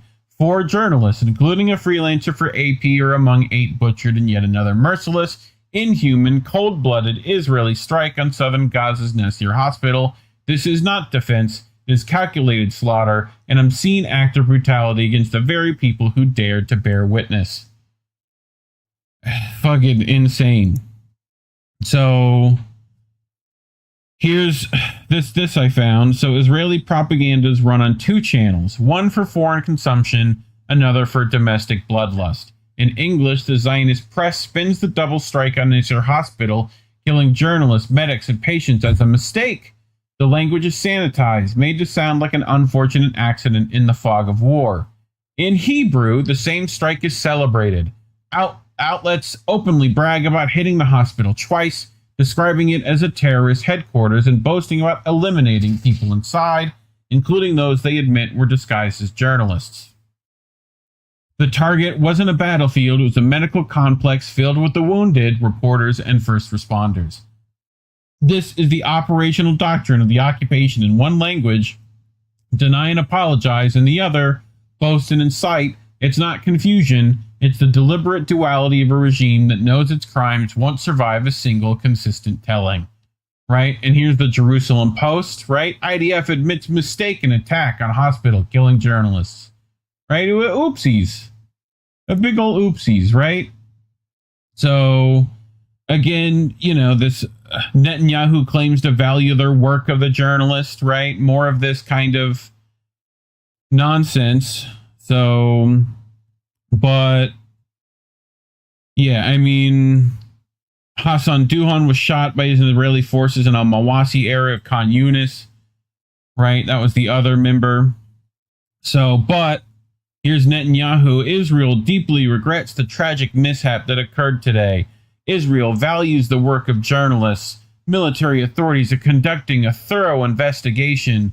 Our war is with the Hamas terrorists. Our just goals are defeating Hamas and bringing our hostages home. Yeah, we know that's bullshit, right?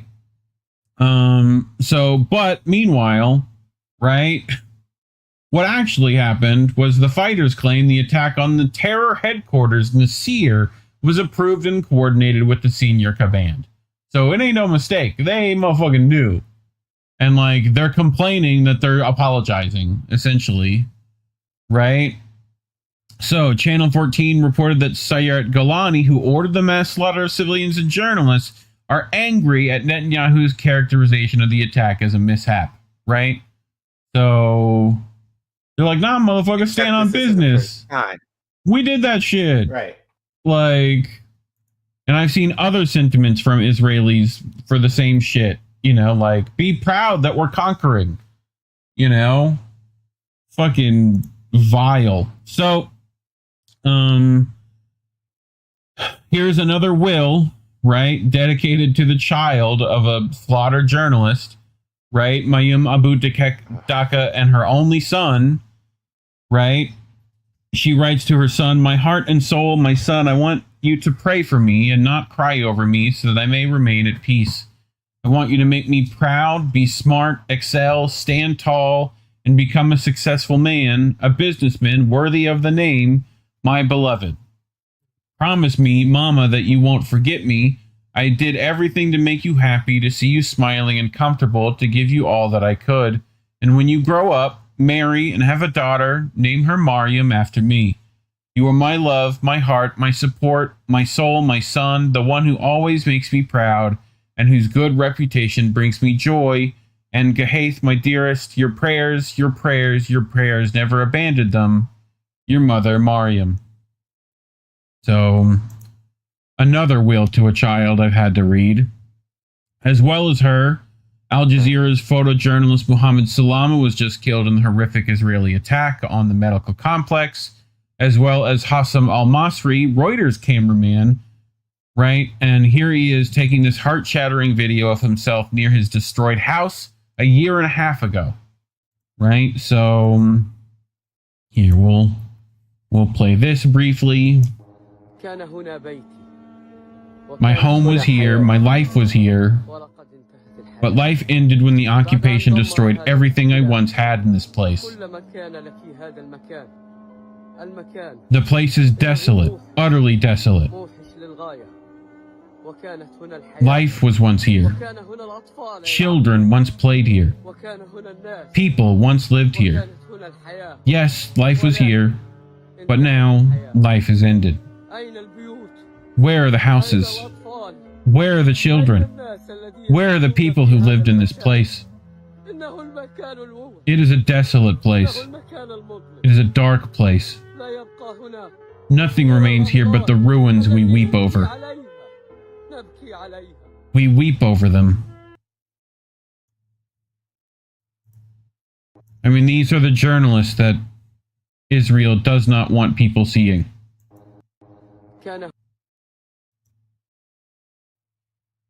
Too late. I know. Abu Bakr Abed, I never imagined in the worst case scenarios to see bios like this. This is at Middle East Eye. We've used plenty of their stuff before, right? And they now have to addend this biography of Mohammed Salama, right? Who started working with the Middle East Eye shortly after Israel launched its campaign in Gaza. Also contributed for several other media outlets, a freelance capacity, most notably Al Jazeera Arabic and Al Jazeera Mubashir.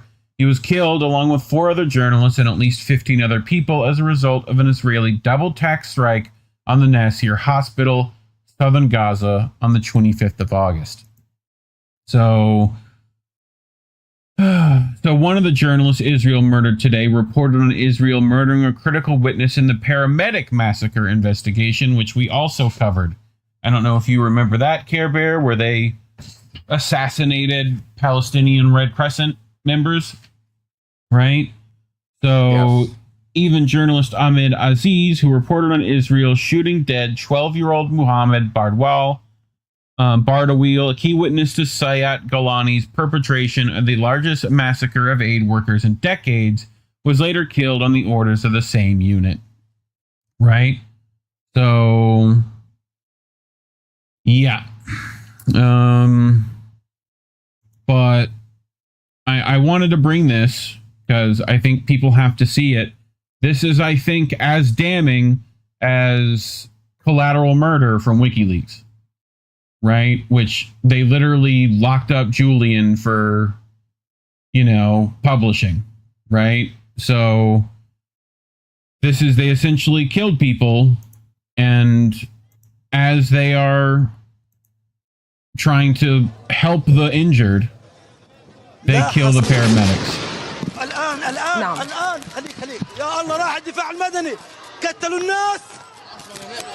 That is called a double tap.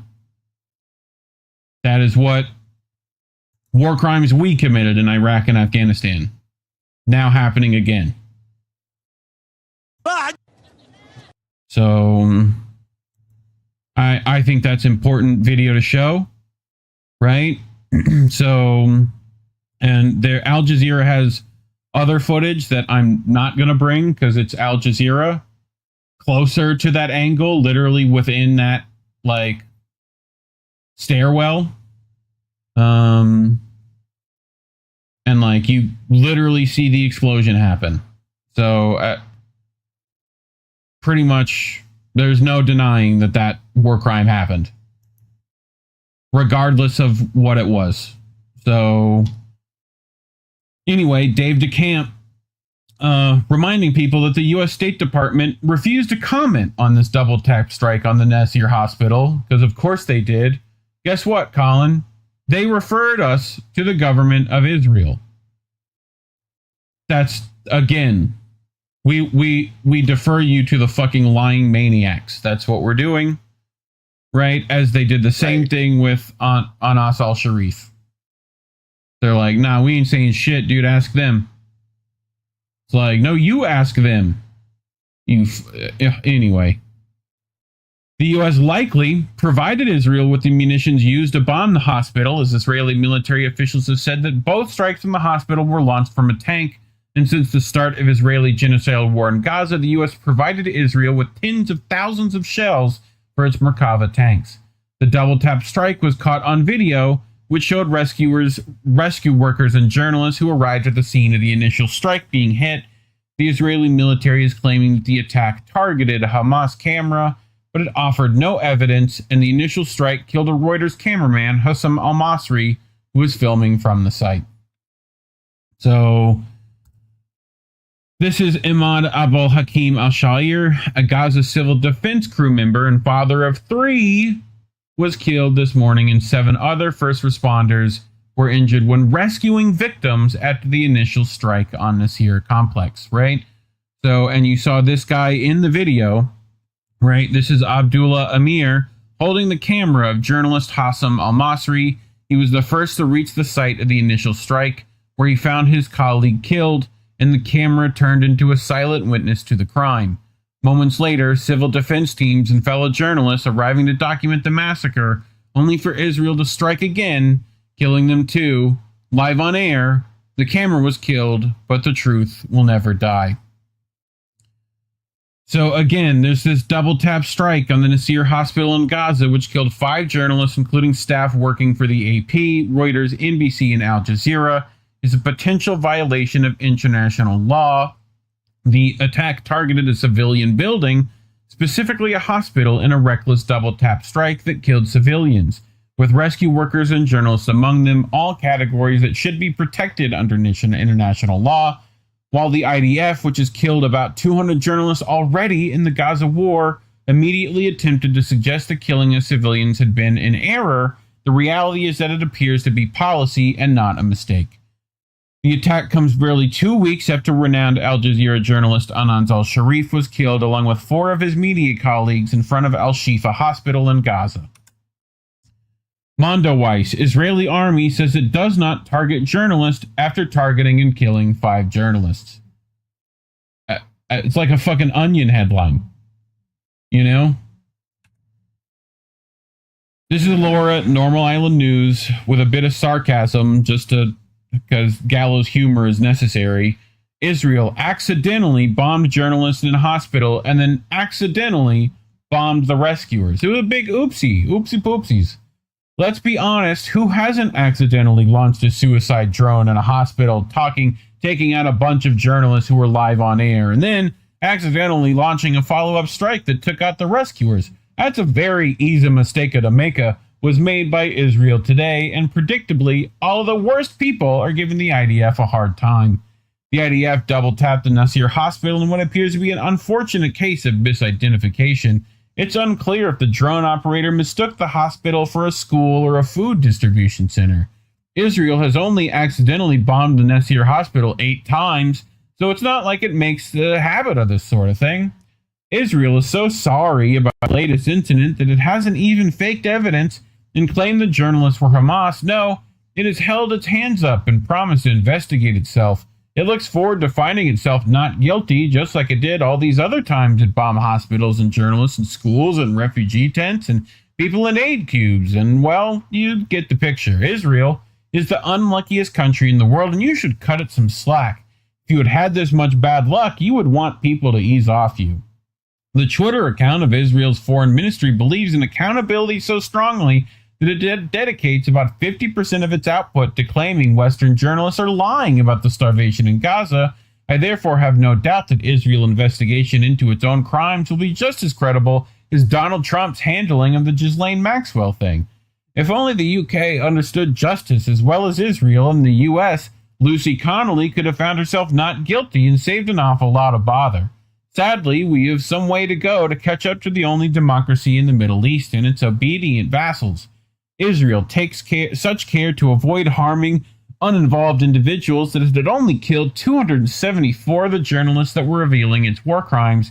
Israel has carefully killed more journalists than were killed in every other 20th century war combined, making the IDF the world's unluckiest army. Israel's latest unfortunate mishap ended the lives of journalists Hassam al-Masri, Muhammad Salam, Mariam Abu Daqqa, and Moaz Abu Taha, but the real victim is the Israeli drone operator who was feeling sad about what he did. Committing genocide can be stressful. But why do you think the Nasir hospital was targeted, Care Bear? Because it ain't gonna be because of fucking no Hamas camera. You want to know the real reason? Well, internet access, we've talked about before, being targeted by Israel, right? And here they are again, right? You know, pictures can only be done from really high places, right? As well as just connecting to satellites, right? So this is literally them trying to upload the footage, right? Look how many people are here on this same spot trying to do the same. We've got all these journalists, all these people sitting back here on this stairwell, right? Just to use the internet. So, again, that's why they, when we talked about the cafe massacre, that was exactly what they were targeting there as well. But I have this. So this is Dr. Iham Issam Hamad, right, who writes these words with a trembling heart and shaking hands, overwhelmed by the horror we are witnessing today. 4 journalists were killed before the eyes of the entire world, as if humanity itself was buried with them. The occupation has crossed every boundary, every international law, and I'm now certain that humanity no longer exists in this world. What scenes are left after the deliberate killing, starvation, and targeting of innocents, doctors, paramedics, or civil defense teams?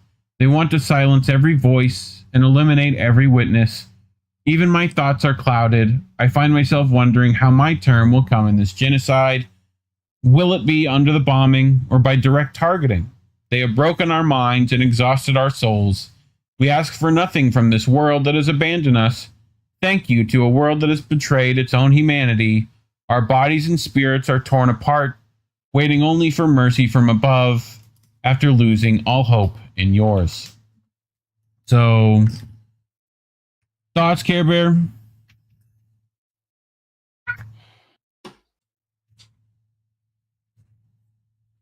I mean, we said it earlier and we say it every week. Like,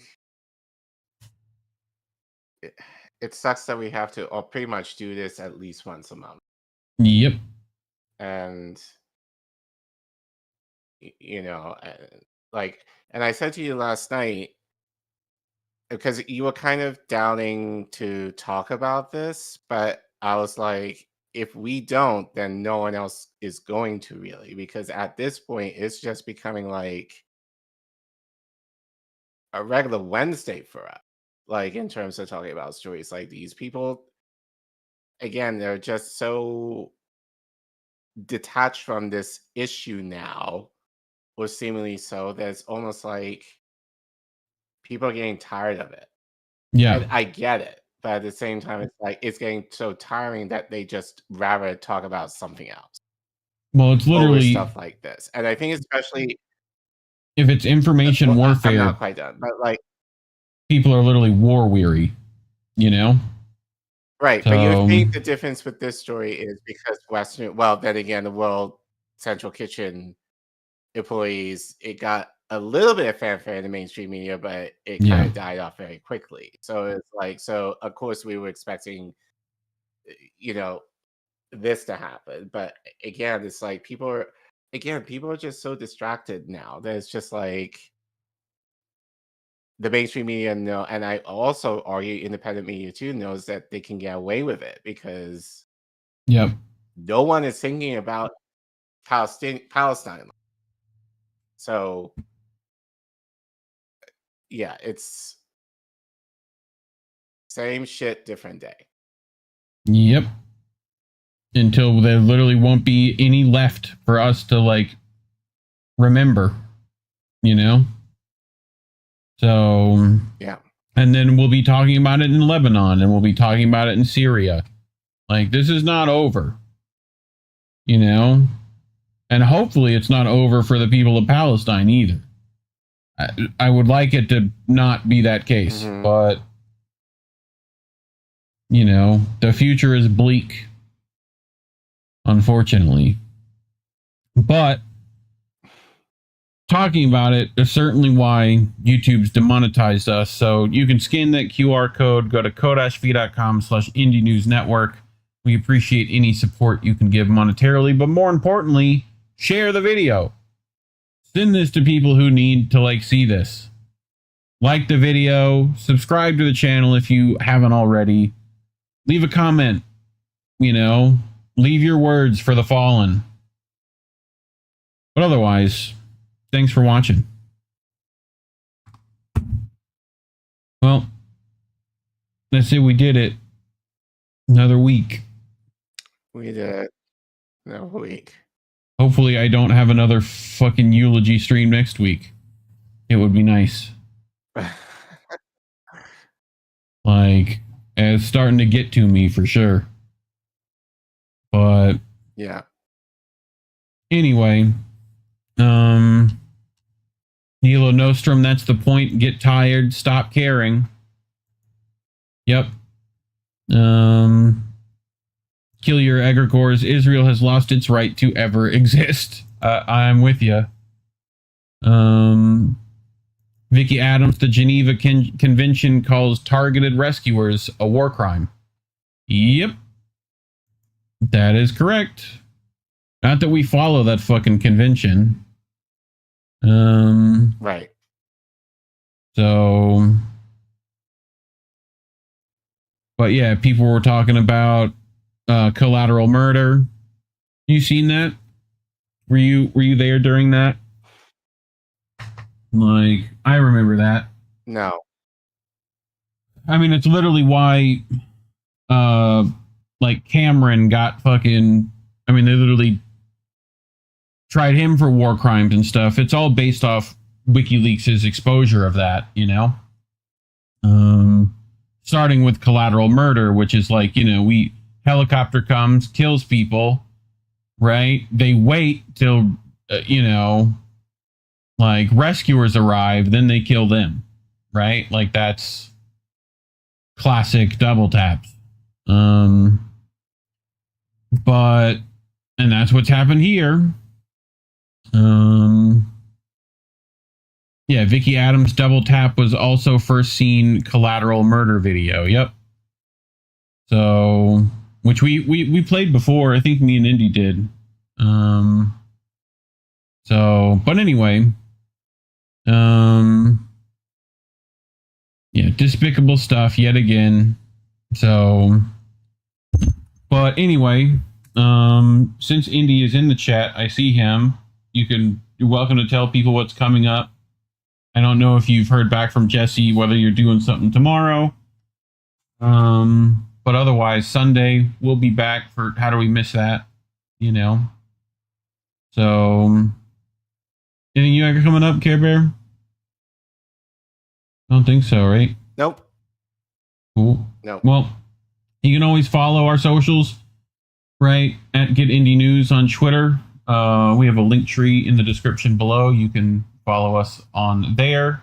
Substack is also a good place to get updates. You know, YouTube decides to not update people, so feel free to get in there and find other ways to get that information. But, you know, otherwise, I think that's it.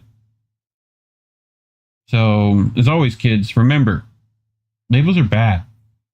Stay independent. Good night, fam. Have a good week, everyone. There's a difference between peace and liberation, is there not? You can have injustice and have peace. Isn't that correct? Peace and be enslaved. Yes. So peace isn't the answer. No. Bye, have a great time. Liberation is the answer.